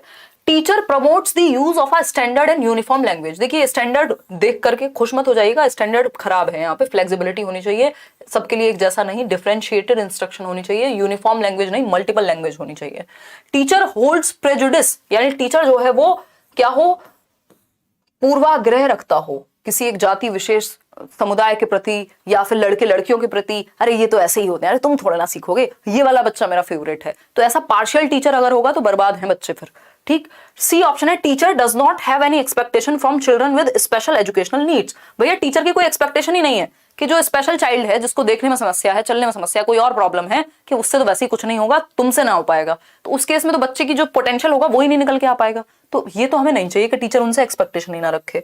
एक ही ऑप्शन बचता है, teacher practices culturally responsive pedagogy, यानी शिक्षक सांस्कृतिक रूप से उत्तरदायी शिक्षा शास्त्र का प्रयोग करे, कि भाई वो कल्चरली सेंसिटिव है, रिस्पॉन्सिबल है, जो भी अंतर है बच्चों में, जो भी डिफरेंसेस हैं उनको डील करना जानता है, उनको खराब ना मान के सभी के लिए शिक्षा में एक साथ इंक्लूड करता है, हर बच्चे का ध्यान रखता है। D option is the right answer, क्योंकि टीचर क्या है, सुपर वुमेन या सुपरमैन है, वो कुछ भी कर सकता है। क्वेश्चन नंबर 18 देखिएगा। क्वेश्चन नंबर 18 कहता है कि the set of characteristics that defines a gifted student, प्रतिभाशाली बच्चा, ईश्वर से वरदान के रूप में मिला हुआ बच्चा, जिसका दिमाग तेजी से चलता है, जो चीजों को समझता बहुत अच्छे से है, या किसी एक विशेष फील्ड में एकदम आतंक मचा के रखता है, आई मीन बहुत ही एक्सेप्शनल क्वालिटीज जिसके अंदर है, उसको हम गिफ्टेड कहते हैं। जिसका आईक्यू भी ज्यादा है ना। गिफ्टेडनेस में भी हालांकि 3 प्रकार हैं, एक वो जिनका आईक्यू ज्यादा होता है, एक वो जो क्रिएटिव होते हैं, एक वो जो टैलेंटेड होते हैं। टैलेंटेड में आप सचिन तेंदुलकर का एग्जाम्पल ले सकते हैं, क्रिएटिविटी में कुछ भी, डांस, म्यूजिक, पेंटिंग, कुछ भी हो सकता है। और आईक्यू हाई वाले बच्चे तो आप पता ही, डॉक्टर एपीजे अब्दुल कलाम को भी इसमें शामिल कर सकते हैं। तो गिफ्टेड में भी 3 कैटेगरी होती है। जनरली लोग मानते हैं कि गिफ्टेड सिर्फ आईक्यू जिनका ज्यादा होता है उन्हीं को गिफ्टेड कहते हैं, ऐसा नहीं है। फर्स्ट ऑप्शन है लर्न्स रैपिडली एंड रिटेन्स। हाँ, गिफ्टेड बच्चा है तो जल्दी सीख जाएगा, ये बात निश्चित है। Is alert, keenly observant and response quickly. भाई ऑब्जर्वेंट होता है, बहुत ध्यान से पढ़ते हैं, फटाफट से जल्दी से उत्तर दे देते हैं, बात ठीक है। परफॉर्म्स बेटर विद एक्सीलरेशन, यानी अगर इसको एक्सीलरेशन, त्वरण का, आपको याद होगा एक साल में 2 क्लास पहले करा दी जाती है, अभी भी होता है एट टाइम्स, कि एक्सीलरेट करा दो, क्योंकि बच्चे की जो क्षमता है, उसकी मेंटल एबिलिटीज इतनी ज्यादा है कि वो जल्दी से सीख जाता है और फिर वो बोर होगा बाकी सिलेबस में। तो अगर एक साल में फिर 2 क्लास करा देते हैं, जंप करा देते थे क्लास को, उसको एक्सीलरेशन कहते हैं। तो वो गिफ्टेड बच्चों के लिए ही होता है। मैंने भी किया था, याद है मेरे को, फर्स्ट, सेकंड, थर्ड। मैं ये नहीं कहूंगी कि मैं गिफ्टेड थी, ऐसे अपनी तारीफ करना अच्छा नहीं लगता। C option is the right answer. आगे बढ़ेंगे। नेक्स्ट क्वेश्चन है आपका क्वेश्चन नंबर, तीनों ही बातें सही थी तो हमने सी के साथ गए हम। क्वेश्चन नंबर 19 देखिएगा। Which of the following is not an effective pedagogical strategy for inclusion of students with severe visual impairment? यानी वो बच्चे जिनको सीवियरली देखने में समस्या है, दृष्टि बाधित बच्चे को अगर आपको क्लास में इंक्लूड करना है तो आप कैसे करेंगे, बताइएगा, फटाफट से बताइएगा, जवाब दीजिए। देखो कितने खुश हैं, अपने अपने आप को सब तारीफ कर रहे हैं कि हाँ हमने भी जंप किया है। और लाइक करना भूल जाते हो, जंप ही कर रहे हो बस आजकल।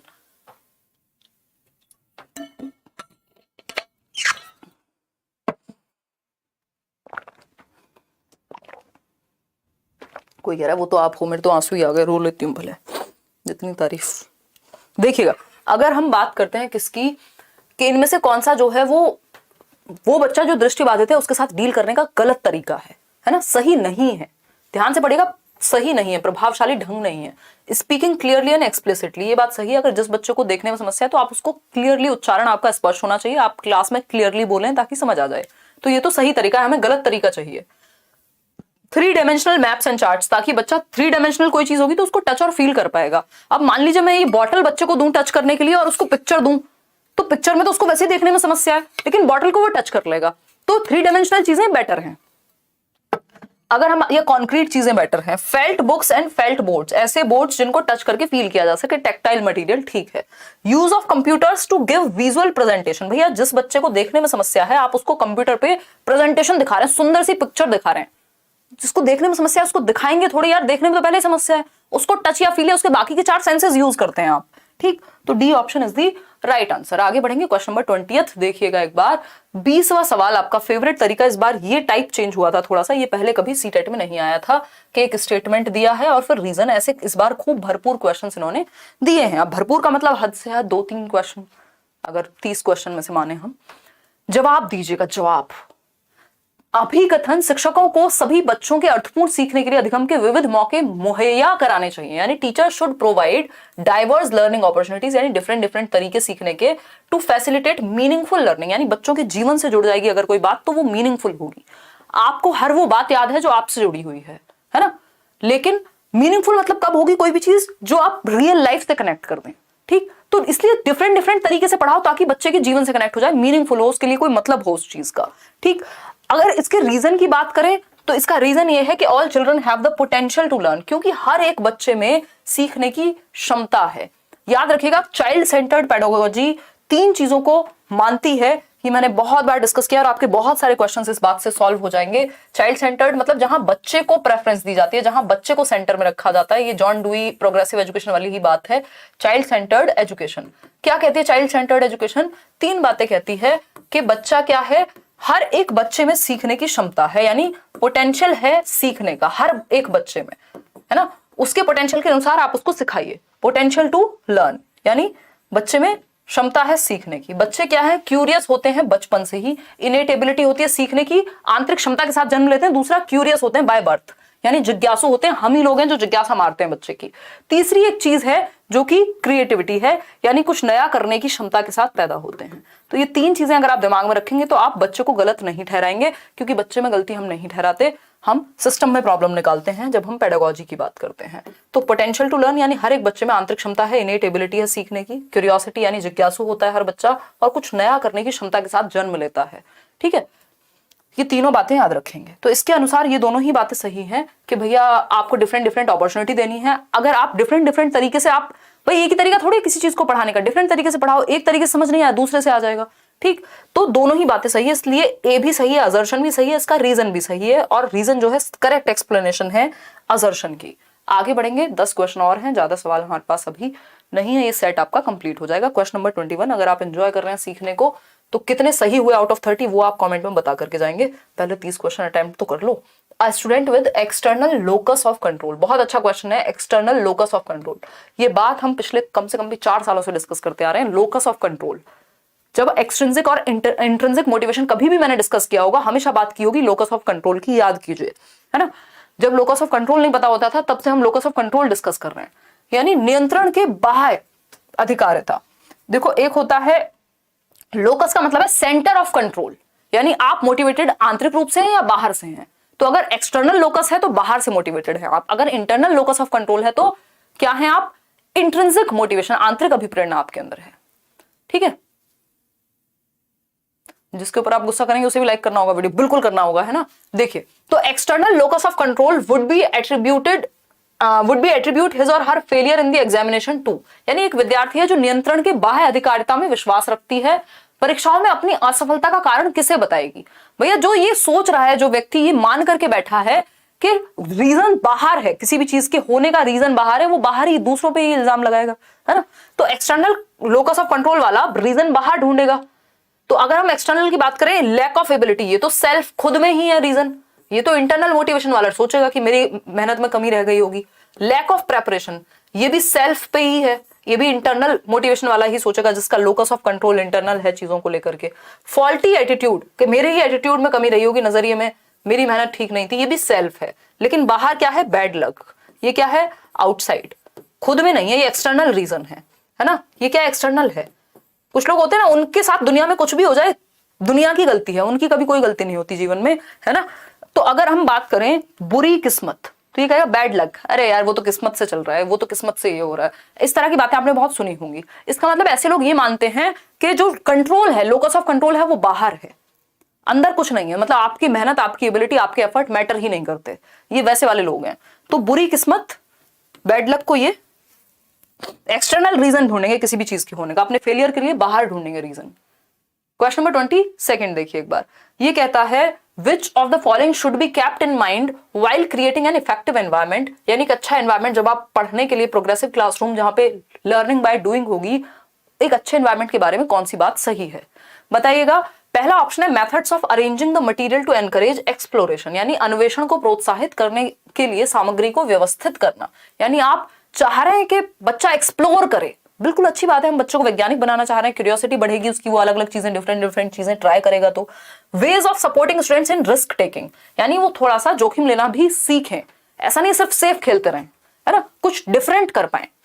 Putting students of some ability in one group, same ability होगा ये जहां तक है, यानी सेम एबिलिटी वाले बच्चों को एक ही ग्रुप में डालें, नहीं, डिफरेंशिएटेड ग्रुपिंग होनी चाहिए, ना कि सेम एबिलिटी वाले बच्चों को अगर आपने डाल दिया तो सारे बच्चे 60% वाले हैं, 90% वाले हैं, वो नया नहीं सीख पाएंगे कुछ, तो ये गलत है। वेरिड मेथड्स ऑफ असेसमेंट, ये बात सही है, डिफरेंट तरीके अपनाएं असेसमेंट के। फर्स्ट सही है, सेकंड सही है, फोर्थ सही है, थर्ड सही नहीं है। तो फर्स्ट, सेकंड और fourth is the right answer, मतलब C option is the right answer over here. आगे बढ़ेंगे, क्वेश्चन नंबर 20, मिक्स्ड ग्रुपिंग करनी होती है हमें।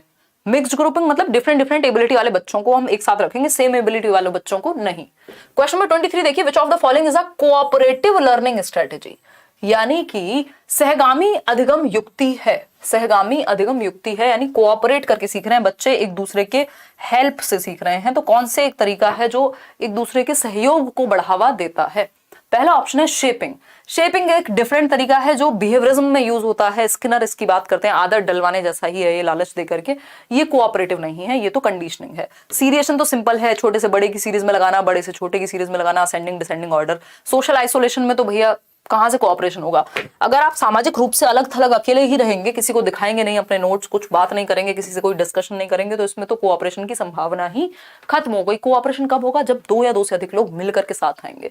तो रेसिप्रोकल क्वेश्चनिंग क्या है? कोऑपरेशन की एक स्ट्रेटेजी है, पारस्परिक रूप से प्रश्न करना। रेसिप्रोकल टीचिंग की बात वाइगॉस्की भी करते हैं, यानी टीचर बच्चों से सीखता है, बच्चे टीचर से सीखते हैं, जिसमें क्या होता है? क्वेश्चनिंग होती है। आपने कुछ पूछा मेरे से, मैंने जवाब दिया है, डिस्कस किया, फिर आप कोई और अपना विचार लेके आ रहे हैं। तो ये जो रेसिप्रोकल क्वेश्चनिंग है, इससे सहयोग से सब लोग अपनी अपनी बात कर रहे हैं, तो उससे क्या होगा? आपकी लर्निंग बेहतर होती है एक दूसरे के सहयोग से। तो रेसिप्रोकल मतलब आपस में आप क्वेश्चनिंग कर रहे हैं। क्वेश्चन नंबर 24 देखिएगा, ये क्या कहता है समझते हैं। अगर हम बात करें क्वेश्चन नंबर 24 की, तो Mohan provides students with containers of different capacities to help them learn the concept of volume. यानी मोहन एक टीचर हैं जो बच्चों को कंटेनर्स प्रोवाइड करते हैं, यानी बर्तन दे रहे हैं अलग अलग वॉल्यूम के, जिसमें और Farah ask students to brainstorm on possibilities. Farah दूसरी टीचर हैं, इन्होंने कहा कि ब्रेनस्टॉर्म करो, डिफरेंट डिफरेंट तरीके क्या हो सकते हैं। मान लीजिए पॉल्यूशन कम करने के ब्रेनस्टॉर्मिंग होती है, बच्चे ग्रुप में बैठ के सॉल्यूशन सोच रहे हैं, अलग अलग चीजों पे सोच रहे हैं। Possibilities of making waste disposal a mechanical task so that people do not have to do these menial tasks। कि भैया वेस्ट डिस्पोजल अपने आप हो जाए ऑटोमेटिक मशीन के थ्रू, लोगों को टाइम ना देना पड़े वेस्ट को डिस्पोज करने में या कूड़ा फेंकने में। Both of the teachers are employing dash in their classroom. दोनों टीचर कर क्या रहे हैं? एक टीचर है जिसने डिफरेंट डिफरेंट, मतलब बच्चे तो एक्टिव हैं दोनों की क्लास में, सिंपल बात है। बच्चे क्या है? सक्रिय हैं, चाहे वो ब्रेनस्टॉर्म कर रहे हैं, आइडियाज सोच रहे हैं, चाहे वो क्या कर रहे हैं? डिफरेंट डिफरेंट बर्तन उनके सामने ला करके सिखाया जा रहा है। यानी दोनों टीचर मस्त हैं, एकदम बच्चों को एक्टिव रखने की बात कर रहे हैं। तो बिहेवियरिज्म तो नहीं है। अगर बच्चा एक्टिव है तो क्या होगा? कंस्ट्रक्टिविज्म, रचनावाद, जिससे प्याजे और वाइगॉस्की बिलीव करते हैं, जिसमें या बिलोंग करते हैं। और इसी रचनावाद पर आपका एनसीएफ आधारित है, नेशनल करिकुलम फ्रेमवर्क, जो कि एक डॉक्यूमेंट है जो बताता है कि आपको कैसे सिखाना है, कैसे सीखना है। ये सारी गाइडलाइंस एनसीएफ में है। तो ये रचनावाद है, जहां पे बच्चा मीनिंगफुल लर्निंग होगी, एक्टिविटी करके सीखेगा रचनावाद में। प्याजे, वाइगॉस्की, ब्रूनर क्या है? रचनावादी हैं। ये कोई डायरेक्ट इंस्ट्रक्शन या ऑपरेंट कंडीशनिंग नहीं है। एक और चीज हम यहाँ याद रख सकते हैं, एक नंबर में क्वेश्चन आया हुआ है, आ सकता है, पूछ सकता है। वाइगॉस्की जो है वो सोशल कंस्ट्रक्टिविस्ट हैं, है ना, सामाजिक रचनावादी हैं, मैं शॉर्ट में ही लिख रही हूँ। और अगर हम बात कर रहे हैं प्याजे की, तो वो रेडिकल कंस्ट्रक्टिविस्ट हैं, यानी वो रेडिकल रचनावादी हैं। कौन? प्याजे। इन दोनों में ये डिफरेंस है, ठीक। बाकी हैं दोनों कंस्ट्रक्टिविस्ट ही, यानी रचनावादी ही हैं। दोनों बच्चे को एक्टिव रखने की बात करेंगे, ये समाज में, और ये एक्टिविटी खुद से। तो B option is the right answer. फटाफट से चलेंगे नेक्स्ट क्वेश्चन पे। क्वेश्चन नंबर 25 कहता है, ये आपका एक और क्वेश्चन जो कथन और कारण पर बेस्ड है, रीजन और असर्शन। कथन क्या है? Apart from academic learning it is important to focus on the socio emotional needs of the students in an educational setup. यानी शिक्षा का जो ढांचा है उसमें सिर्फ हम एजुकेशनल चीजें ही ना सीखें, सिर्फ हम सब्जेक्ट्स को ही ना पढ़ें, सिर्फ एकेडमिक्स ही ना पढ़ें, हम सोशियो इमोशनली भी बेहतर हों। यानी हम एक दूसरे को समझ पाएं, एक दूसरे को सहयोग कर पाएं, क्योंकि हम क्या है? ग्रुप में रहते हैं मनुष्य, ठीक है। तो अवबोध के अतिरिक्त जो शैक्षणिक अवबोध है, सिर्फ नंबर लाने के अलावा भी छात्रों के सामाजिक संवेगात्मक आवश्यकताओं पर ध्यान दे सकें, हमारे अंदर एम्पैथी हो, हम एक दूसरे को समझ पाएं, एक दूसरे को आगे बढ़ा पाएं, एक दूसरे के साथ बस कट थ्रोट कंपटीशन में ही शामिल ना हो, हम सीख पाएं एक दूसरे से, एक दूसरे के साथ खुश रह पाएं। नहीं तो मनुष्य एक सामाजिक प्राणी है, अगर सिर्फ अकेले रह के ही खुशी होती तो फिर आप इतने सारे ग्रुप्स नहीं देखते सोशल मीडिया से लेके, और दुनिया में कोई दोस्त नहीं बनाता, है ना।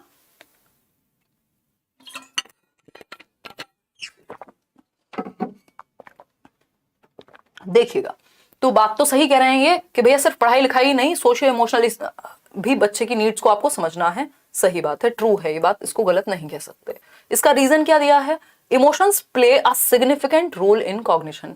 कि भैया अगर आप बच्चों को इमोशनली सेफ फील कराएंगे, वो अच्छा महसूस करेगा। यदि जैसे आप इस क्लास में मजा आ रहा होगा आपको, अब मजा आएगा तो आप सीख भी जाएंगे। मतलब इमोशंस का आपके कॉग्निशन पे अच्छा खासा प्रभाव है, आपके दिमाग पे दिल का अच्छा खासा प्रभाव है। यानी दोनों ही बातें सही हैं। Both A and R are true and R is the correct explanation of A. यानी दोनों सही है और करेक्ट रीजन दिया है असर्शन का। यहाँ पे क्वेश्चन नंबर 26 देखिएगा एक बार। Understanding errors made by children, यानी बच्चों की जो गलतियां हैं एकेडमिक वर्क में, बच्चे गलतियां करते हैं, इसको समझने से क्या बेनिफिट होगा आपका एज अ टीचर। नोट्स बहुत जल्दी देंगे, थोड़ा सा समय दे दीजिए, मम्मी को गांव लेके जाना है संडे को और थोड़ी सी फुर्सत नहीं मिल पा रही है, कर देंगे जुगाड़ बहुत जल्दी। बताइएगा, जल्दी से जवाब दीजिए। आज तो आप लोग 13,000 लोग टिके ही हुए हैं तब से, हैं, जबकि इतनी रात हो चुकी है, सोने का समय नहीं आया क्या आपका? है hi Rishu bro, how are you? नींद नहीं आ रही आज? गुड गुड, पोल आज टाइम पे आ रहे हैं आपके। देखिए, अगर हम बात करें understanding errors made by children in academic work, मतलब शैक्षणिक कार्यों में जो आप उसको काम दे रहे हैं बच्चे को, कोई क्लास वर्क है, होमवर्क है, उसमें गलतियों को अगर आप समझेंगे एज अ टीचर तो इससे क्या फायदा होगा। पहला है, is relevant merely in assessing students intellectual abilities, यानी केवल विद्यार्थियों की बौद्धिक क्षमताओं का आकलन करने में प्रासंगिक है। नहीं, आपको समझ में आएगा वो समझता कैसे है, सीखता कैसे, उसका स्टाइल क्या है। इज रेलिवेंट ओनली टू जज टीचर्स एफिशिएंसी, नहीं, is relevant to understand teaching as well as learning process. ये बात सही है, आप अपनी टीचिंग के बारे में जानेंगे गलतियों से बच्चे की, और बच्चे की लर्निंग के बारे में जानेंगे कि वो सीखता कैसे और आपके सिखाने में क्या कमी रह गई है। तो आप दोनों के लिए फीडबैक है। गलतियां जो हैं वो बहुत ही प्यारी चीज होती है जिससे आप बच्चे की लर्निंग को समझ पाएंगे और अपने टीचिंग मेथड में परिवर्तन ला पाएंगे। ऐसा नहीं कि टीचिंग के लिए कोई रेलेवेंस नहीं रखती, ऐसा नहीं है। तो C option is the right answer. Question number 27 देखिएगा, क्रिटिकल थिंकिंग इन्वॉल्व्स, यानी समालोचनात्मक चिंतन। समालोचनात्मक चिंतन क्या है? क्रिटिकल थिंकिंग, यानी थोड़ी सी ओपन एंडेड थिंकिंग, सिर्फ सही और गलत के रूप में ना देखना चीजों को एनालाइज करना, चीजों को समझ पाना, कौन सी बात कहां से आ रही है, सिर्फ विश्वास ना कर लेना, फैक्ट्स और ओपिनियन में अंतर कर पाना, ये सारी चीजें। कोमल कह रहे हैं सब गंभीर हैं पढ़ाई के लिए। हाँ, पेपर आ रहा है ना, पेपर आते हुए तो आप लोग सब इतना ध्यान अगर आप साल भर दे लें तो क्या करते हैं? दुनिया पलट में आप। कुछ लोग हैं वैसे जो साल भर पढ़ते हैं। क्रिटिकल थिंकिंग निम्नलिखित में से समालोचनात्मक चिंतन, यही मोटिवेशन बना के रखनी है, क्योंकि आज भी मैं क्लास में भी कह रही थी, लोग 45 वैकेंसीज में भी सिलेक्शन ले रहे हैं, है ना, और लोग 4,500 में भी नहीं ले पा रहे हैं। तो अगर आप मेहनत नहीं कर रहे हैं, अगर आप बाहर एक्सटर्नल लोकस ऑफ कंट्रोल रखेंगे कि हम कहाँ धरना दे दें, कहाँ हम ये कर दें, वो चीजें बुरी नहीं है, बट आपके पास जो अभी का मेजर कंट्रोल है वो है आपकी पढ़ाई, कि जब भी मौका मिले आप उस मौके को ना छोड़ें। देखिएगा, क्रिटिकल थिंकिंग की जब हम बात कर रहे हैं तो क्या है क्रिटिकल थिंकिंग? चीजों को हर एक एस्पेक्ट में देख पाना, डिफरेंट वेज में देख पाना, उनको क्रिटिकली एनालाइज कर पाना, यानी उनको टुकड़ों में तोड़ करके समझ पाना कि किसी चीज का कोई रीजन है तो क्या है, उसका विश्लेषण कर पाना, फेल हुए तो क्यों हुए, किस सब्जेक्ट में कमी रह गई, किस टॉपिक को समझने में दिक्कत हुई, ये आपने एनालाइज किया। ठीक, मनन, रिफ्लेक्शन करना, रिफ्लेक्ट किया आपने, प्रकाश डाला कि यार ये हुआ था उस टाइम पे, मैंने ये चीज ऐसे कर दी थी, वो गलती अगर मैंने पढ़ के समझने में गलती ना की होती तो मेरे नंबर यहाँ पे आ जाते, मैं पास हो जाता। ठीक, तो ये क्या रिफ्लेक्शन है, आप प्रकाश डाल रहे हैं कि वो गलती बचपन में पहला प्यार नहीं हुआ होता तो आज तो पता नहीं मैं आईएएस होता या होती, है ना, ये रिफ्लेक्शन है। ठीक, अगर हम एनालिसिस की बात करें, रिफ्लेक्शन की बात करें, बिल्कुल क्रिटिकल थिंकिंग में जरूरी होता है। अब आपका प्यारा शब्द मेटाकॉग्निशन। मेटाकॉग्निशन क्या है? इस बार आप क्या है, पहले से ही तैयार है मेटाकॉग्निटिवली, यानी थिंकिंग अबाउट थिंकिंग। जब आप सोच रहे हैं कि मैं इस बार मेहनत करूंगा, तो आप इस बार ये भी सोच रहे हैं कि मेहनत इस तरह से करनी है कि ऑनलाइन एग्जाम है तो टाइम भी लिमिटेड होता है, कई बार टाइम ऑपोजिट चलेगा, तो मैं क्या करूंगी या करूंगा, है ना, प्रैक्टिस मेरी अच्छे से अच्छी कैसे होगी, मेरे प्रीवियस ईयर पिछली बार इतने नहीं किए थे, इस बार प्रीवियस ईयर को भी एनालाइज करूंगा कि 4 ऑप्शन में से अगर कोई अलग है तो उसको कैसे उस पर सोचना है, यानी thinking about thinking, awareness about awareness की स्ट्रेटेजी बनाऊंगा, लेकिन उसके ऊपर भी सोचूंगा कि क्या ये स्ट्रेटेजी सही है, कितनी सही है, इसमें और क्या हो सकता था। ठीक, तो ये परासंज्ञान है जब आप रेगुलेट करते हैं अपनी थिंकिंग, प्लान बनाते हैं, कंट्रोल करते हैं, मैनेज करते हैं चीजों को। ठीक, इस पे एक वीडियो अलग से भी बना दूंगी मैं। तो मेटाकॉग्निशन, एनालिसिस, रिफ्लेक्शन तीनों आ जाते हैं क्रिटिकल थिंकिंग में, जब आप किसी चीज पर क्रिटिकली सोचते हैं, अलग अलग पक्षों से सोचते हैं। क्वेश्चन नंबर 28 देखिए, सेकंड लास्ट क्वेश्चन है, फिर आप अपने घर जाइएगा और सो जाइएगा। आई मीन आप अपने घर में ही होंगे, बट फिर भी आप अपने घर जाइएगा और सो जाइएगा। देखिएगा, क्वेश्चन नंबर 28 है, अनीता जो कि एक टीचर है 4th ग्रेड की, यानी 4th कक्षा की, is facing a situation in her class where several students are reporting boredom. इनके सामने एक समस्या आ रही है कक्षा 4 की अध्यापिका के सामने कि बच्चे बोर हो रहे हैं क्लास में, नींद आती है उनको, सो जाते हैं, जबाइयां लेते रहते हैं, उबासियां लेते रहते हैं और सो जाते हैं। ठीक, in ongoing theme in this scenario she should, यानी कि इस स्थिति में क्या करना चाहिए टीचर को कि बच्चे बोर हो रहे हैं, तो अब डांस करके दिखाएं या क्या करें, या ऐसे तरीके से पढ़ाएं कि बच्चे अपने आप जाग जाएं। ठीक, बताइएगा। इग्नोर कर दीजिए, इग्नोरेंस इज नॉट ब्लिस, यानी इग्नोर अगर आप कर देंगे तो फिर प्रॉब्लम सॉल्व कब होगी? सिर्फ इग्नोर करने से काम चल जाएगा? नहीं चलेगा। पनिश द स्टूडेंट्स, आपको पनिशमेंट देने का, दंड का कोई अधिकार नहीं है। राइट टू एजुकेशन साफ साफ कहता है कि आप कॉर्पोरल पनिशमेंट नहीं दे सकते, बच्चे को मुर्गा या मुर्गी नहीं बना सकते, आंखें नहीं दिखा सकते। सी ऑप्शन है reflect on the content of lesson and method of teaching. ये बात सही है कि आप रिफ्लेक्ट करेंगे, आप प्रकाश डालेंगे कि कहीं आपके मेथड ऑफ टीचिंग में कोई कमी तो नहीं है, आपके कंटेंट में कोई कमी तो नहीं है। हमारे साथ प्रॉब्लम यही है, ज्यादातर लोगों की आदत ऐसी हो जाती है, वो खुद में कमी कभी नहीं देखना चाहते, है ना। वो चाहते हैं कि भैया बच्चे को समझ नहीं आ रहा, उसमें प्रॉब्लम है, जबकि ये आपकी जिम्मेदारी है कि आप इंटरेस्ट नहीं क्रिएट कर पाए। नहीं तो इतनी रात को 13,500 लोग, पता नहीं मैं कहां हूं, आप कहीं और होंगे, देश भर में फैले हुए जुड़े हुए हैं। क्यों? क्योंकि शायद हम वो इंटरेस्ट क्रिएट करके रख पा रहे हैं। हम दोनों मींस मैं और आप सीख पा रहे हैं, ठीक।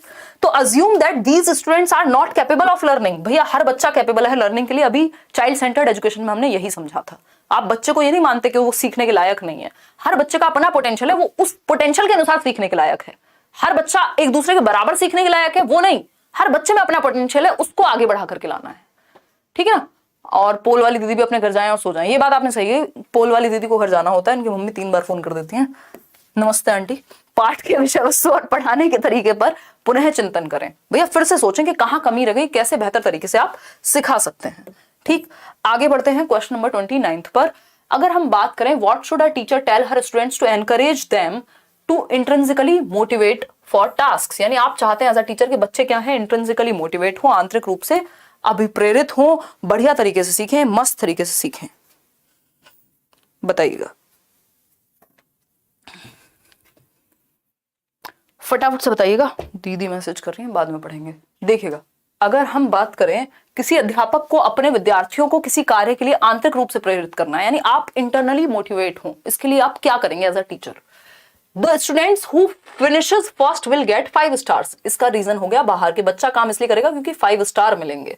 अब ये 5 स्टार जो हैं जिंदगी भर आपको भगाते रहेंगे क्योंकि आपको किसी से तारीफ सुननी थी, ठीक। तो ये तो बाहर हो गया रीजन, एक्सटर्नल मोटिवेशन है ये तो। Let me see who finishes first who is the smartest. अब आप बच्चे को कंपेयर कर रहे हैं कि देखते हैं कौन सबसे पहले करता है, तो ये एक्सटर्नल मोटिवेशन है ना। ये छोटी क्लासेस में फिर भी थोड़ा बहुत चल जाता है, या जब आपको शुरुआत करानी हो, लंबा नहीं चलता है जीवन में। किसी काम की शुरुआत में आप इसको यूज कर सकते हैं, बट हमेशा नहीं चलेगा। Working on this is so interesting, let's see what all we can learn in this activity. ये बेस्ट तरीका है कि इस पर काम करना कितना मजेदार है। चलो देखते हैं कि हम इस गतिविधि से क्या क्या सीख सकते हैं। आज हम कोई थियोरी पढ़ रहे हैं, मान लीजिए मैंने पहले भी थियोरीज कराई हुई हैं या कभी हम सीखते हैं, तो हम ये देखते हैं, अच्छा देखते हैं फ्रॉइड ने कहा क्या है या पियाजे कहते क्या हैं, इनकी सोच क्या है, आज सीखने को मिलेगा क्या हमें। अगर ये इसमें कोई रीजन बाहर नहीं है कि हमें पियाजे आके अवार्ड देंगे, पियाजे की थियोरी पढ़ लीजिए, है ना, वो नहीं है। बट रीजन क्या है? Learning for the sake of learning. आप इसलिए सीख रहे हैं क्योंकि आपको सीखना पसंद है। तो रीजन अंदर है, इंटरनल है, इसमें बाहर नहीं है कोई रीजन। जब रीजन बाहर ना हो तो इंटरनल मोटिवेशन, ठीक। Those who do not finish quickly, जो जल्दी से नहीं करेंगे, घर नहीं जाएंगे, बाहर रहेंगे, व्हाटएवर। तो C option is the right answer. आज के लिए आखिरी सवाल, पेस ऑफ लर्निंग, सीखने की गति डैश है, पेस ऑफ लर्निंग। पेस समझते ना, कई लोग तो क्रिकेट के फैन होंगे, वो पेस बॉल के हिसाब से, बॉल की गति के हिसाब से ही पेस समझेंगे, बट गति ही है ये। मैथ्स की क्लास लेंगे, उदय सर लेंगे। बहुत बढ़िया, बहुत बढ़िया, बहुत ही बढ़िया, गजब कर दिए हो। देखो अभी क्वालिटी थोड़ी बेटर हो जाएगी, कल हम मिश्रा जी से स्टूडियो थोड़ा अच्छा करा लेंगे, देखिएगा। तो ये कैमरा चेंज हो जाएगा, फिर मैं आपको और ज्यादा क्लियर दिख पाऊंगी और आप मुझे इस कैमरा के पीछे लेटे हुए देखिएगा।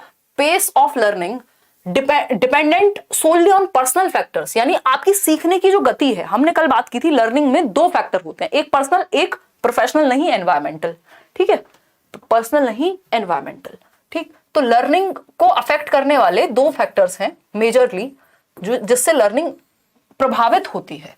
और वो कौन से 2 फैक्टर्स हैं? एक है पर्सनल फैक्टर्स, यानी व्यक्तिगत कारक जो व्यक्ति से यानी बच्चे से जुड़े हुए हैं, पर्सनल फैक्टर्स।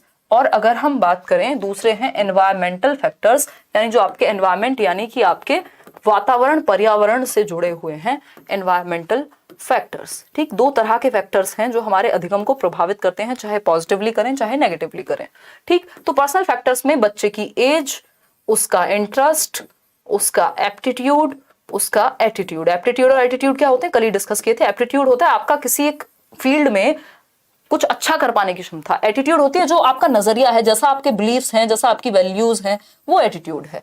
तो बच्चे की एज, इंटरेस्ट, एप्टीट्यूड, एटीट्यूड, जितनी भी चीजें हैं वो सब पर्सनल फैक्टर्स हैं, व्यक्तिगत कारक हैं।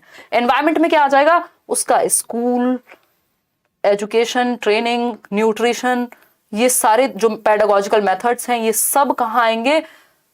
कंटेंट, ये सब एनवायरमेंट का हिस्सा है। ठीक, किसका हिस्सा है? एनवायरमेंट का। क्या सिर्फ पर्सनल फैक्टर्स अफेक्ट करेंगे? नहीं, पर्सनल प्लस एनवायरमेंटल दोनों ही फैक्टर्स बच्चे की लर्निंग को प्रभावित करते हैं। कितने अच्छे इंटरेस्टिंग वे में पढ़ाया जा रहा है और वो कितना इंटरेस्टेड है उस टॉपिक में, दोनों चीजें प्रभावित करेंगी लर्निंग को। तो हम कह सकते हैं कि पर्सनल और एनवायरमेंटल दोनों फैक्टर्स प्रभावित करते हैं। ऐसा नहीं है सिर्फ पर्सनल फैक्टर्स पे ही बेस्ड है लर्निंग आपकी, या सिर्फ एनवायरमेंटल। देखो ये जितने भी सिर्फ वाले ऑप्शन होते हैं ना, इनसे बच के रहिएगा। जहां सिर्फ ओनली लिखा हो ना, बहुत कम चांस है कि ओनली वाला ऑप्शन कभी सही होगा, बहुत कम चांस है। जब तक आप 100% श्योर ना हो, ओनली को ना लगाएं कभी भी, है ना। सोनली, ओनली, है ना, बैलेंस्ड, मध्य मार्ग चूज करना है। बुद्धा ने कहा है, सी ऑप्शन है, dependent on interaction of personal and environmental factors. ये बात सही है कि जो अधिगम है, जो लर्निंग है, वो व्यक्तिगत और पर्यावरणीय कारक दोनों पर निर्भर करता है कि आप खुद कितने इंटरेस्टेड हैं, आपकी एज के एप्रोप्रिएट आपको सिलेबस या चीजें समझाई जा रही हैं या नहीं, और आपके एनवायरनमेंट में कितने बढ़िया तरीके से आपको समझाई जा रही हैं। दोनों ही चीजें प्रभावित करेंगी। इंडिपेंडेंट ऑफ बोथ, ऐसा नहीं है कि व्यक्तिगत और पर्यावरणीय कारक दोनों से स्वतंत्र है, मतलब लर्निंग पे कोई फर्क नहीं पड़ता किसी भी चीज का। लर्निंग ढीठ नहीं होती, लर्निंग पर फर्क पड़ता है, मानिए मेरी बात। क्वेश्चन नंबर 30 ये था आपका। आउट ऑफ 30 कितने कितने क्वेश्चन आपके ठीक हुए, ये आप बिल्कुल जेन्युइनली एकदम सच्चे मन से बताएंगे और तभी हम आगे बढ़ेंगे। ये दिवाली ऑफर था जिसका आज अंतिम दिन है। हो सकता है कंटिन्यू हो सकता है, या ज्यादातर चांसेस है ना हो, वो आप करियर ऐप पर जाकर के देख लीजिएगा। आउट ऑफ 30 कितने क्वेश्चंस ठीक हुए वो आप बता दीजिएगा, है ना। ये दिवाली ऑफर में जो पेपर 1 का कोर्स है, क्योंकि मैं वैसे तो आपके साथ जितना हो सकता है पेपर क्लियर करने लायक तो हम बहुत कुछ पढ़ लेते हैं लेट्स लर्न पे ही, बट फिर भी अगर आपको लगता है कि आप कमजोर हैं, आपको पेड बैच में पढ़ना है, आपको सारे टीचर्स से अलग अलग सब्जेक्ट पढ़ने हैं, उस केस में आप करियर ऐप से जाकर के सीटेट के बैच में एनरोल कर सकते हैं। 1200 का बैच है, पेपर 1 का और पेपर 2 और कॉम्बो भी है, जिसमें बहुत सारे टीचर्स हैं और बहुत सारी चीजें भी आपको मिलेंगी। इसमें कुछ ऑफलाइन क्लासेस भी होंगी, मॉक टेस्ट वगैरह और जो आपके नोट्स वगैरह हैं प्रीवियस ईयर हैं वो सब मिल जाएंगे इसमें। चलिए खैर आज के लिए इतना ही रखते हैं। आउट ऑफ 30 कितने क्वेश्चंस ठीक हुए वो आप कमेंट करके बताएंगे। ये सेशन खत्म होने के बाद कैसा लगा ये सेशन, ये भी आप कमेंट करके बताएंगे। मैं कमेंट्स पढ़ूंगी, मजा आता है कमेंट पढ़ के। आउट ऑफ 30 आपके 24, 25, 28, 12, अच्छा किसी ने बाद में ज्वाइन किया था ना, 15 में से 12, चलो सही है। 28 आउट ऑफ 30 फराह नाज के, 27 हैं ऋषि के, 25 हैं, नाम निकल गया इनका, 28 अंकिता सिंह। चलिए बहुत बढ़िया। कोई कह रहा है एक गलत हो गया था, पोल में गलत हो गया था, बट कॉन्सेप्ट क्लियर था। कीर्ति ये भी होता है पेपर में लोगों से कि उनको सही, उन्होंने पढ़ा सही होता है बट वो गलत क्लिक कर देते हैं। तो इन्हीं चीजों का ध्यान रखना, यही प्रैक्टिस होनी है आपकी पेपर से पहले कि कुछ गलतियां आपसे 2-4 क्वेश्चन की हो जाएंगी, इसलिए तैयारी ऐसी होनी चाहिए कि 2-4 गलतियां हो भी जाएं तब भी आप पेपर में रेस से बाहर ना निकले। ठीक है, पेडागोजी स्पेशल बैच है, जिनकी सीटेट वीटेट हो चुका है, जिनको डिटेल में पेडागोजी पढ़नी है वो इसमें ज्वाइन कर सकते हैं। ये भी करियर ऐप पर है, लाइक शेयर सब्सक्राइब आपने कर दिया होगा। ये पीडीएफ आपको टेलीग्राम चैनल पे मिल जाएगा और इन क्वेश्चंस को आप फ्री में अटेम्प्ट भी कर पाएंगे करियर ऐप पर। आज के लिए इतना ही रखते हैं, बहुत बातें हमने कर ली हैं। Tata bye bye, see you tomorrow at 9 PM। वैसे तो सैटरडे मैं ऑफ रखती हूँ बट कल हम मिलेंगे रात को 9 बजे, क्योंकि अभी छुट्टियां बहुत कर ली हैं आपने, कब, दीपावली की, है ना। तो हम कल 9 बजे मिलेंगे, ईवीएस करेंगे। Tata bye bye, see you tomorrow.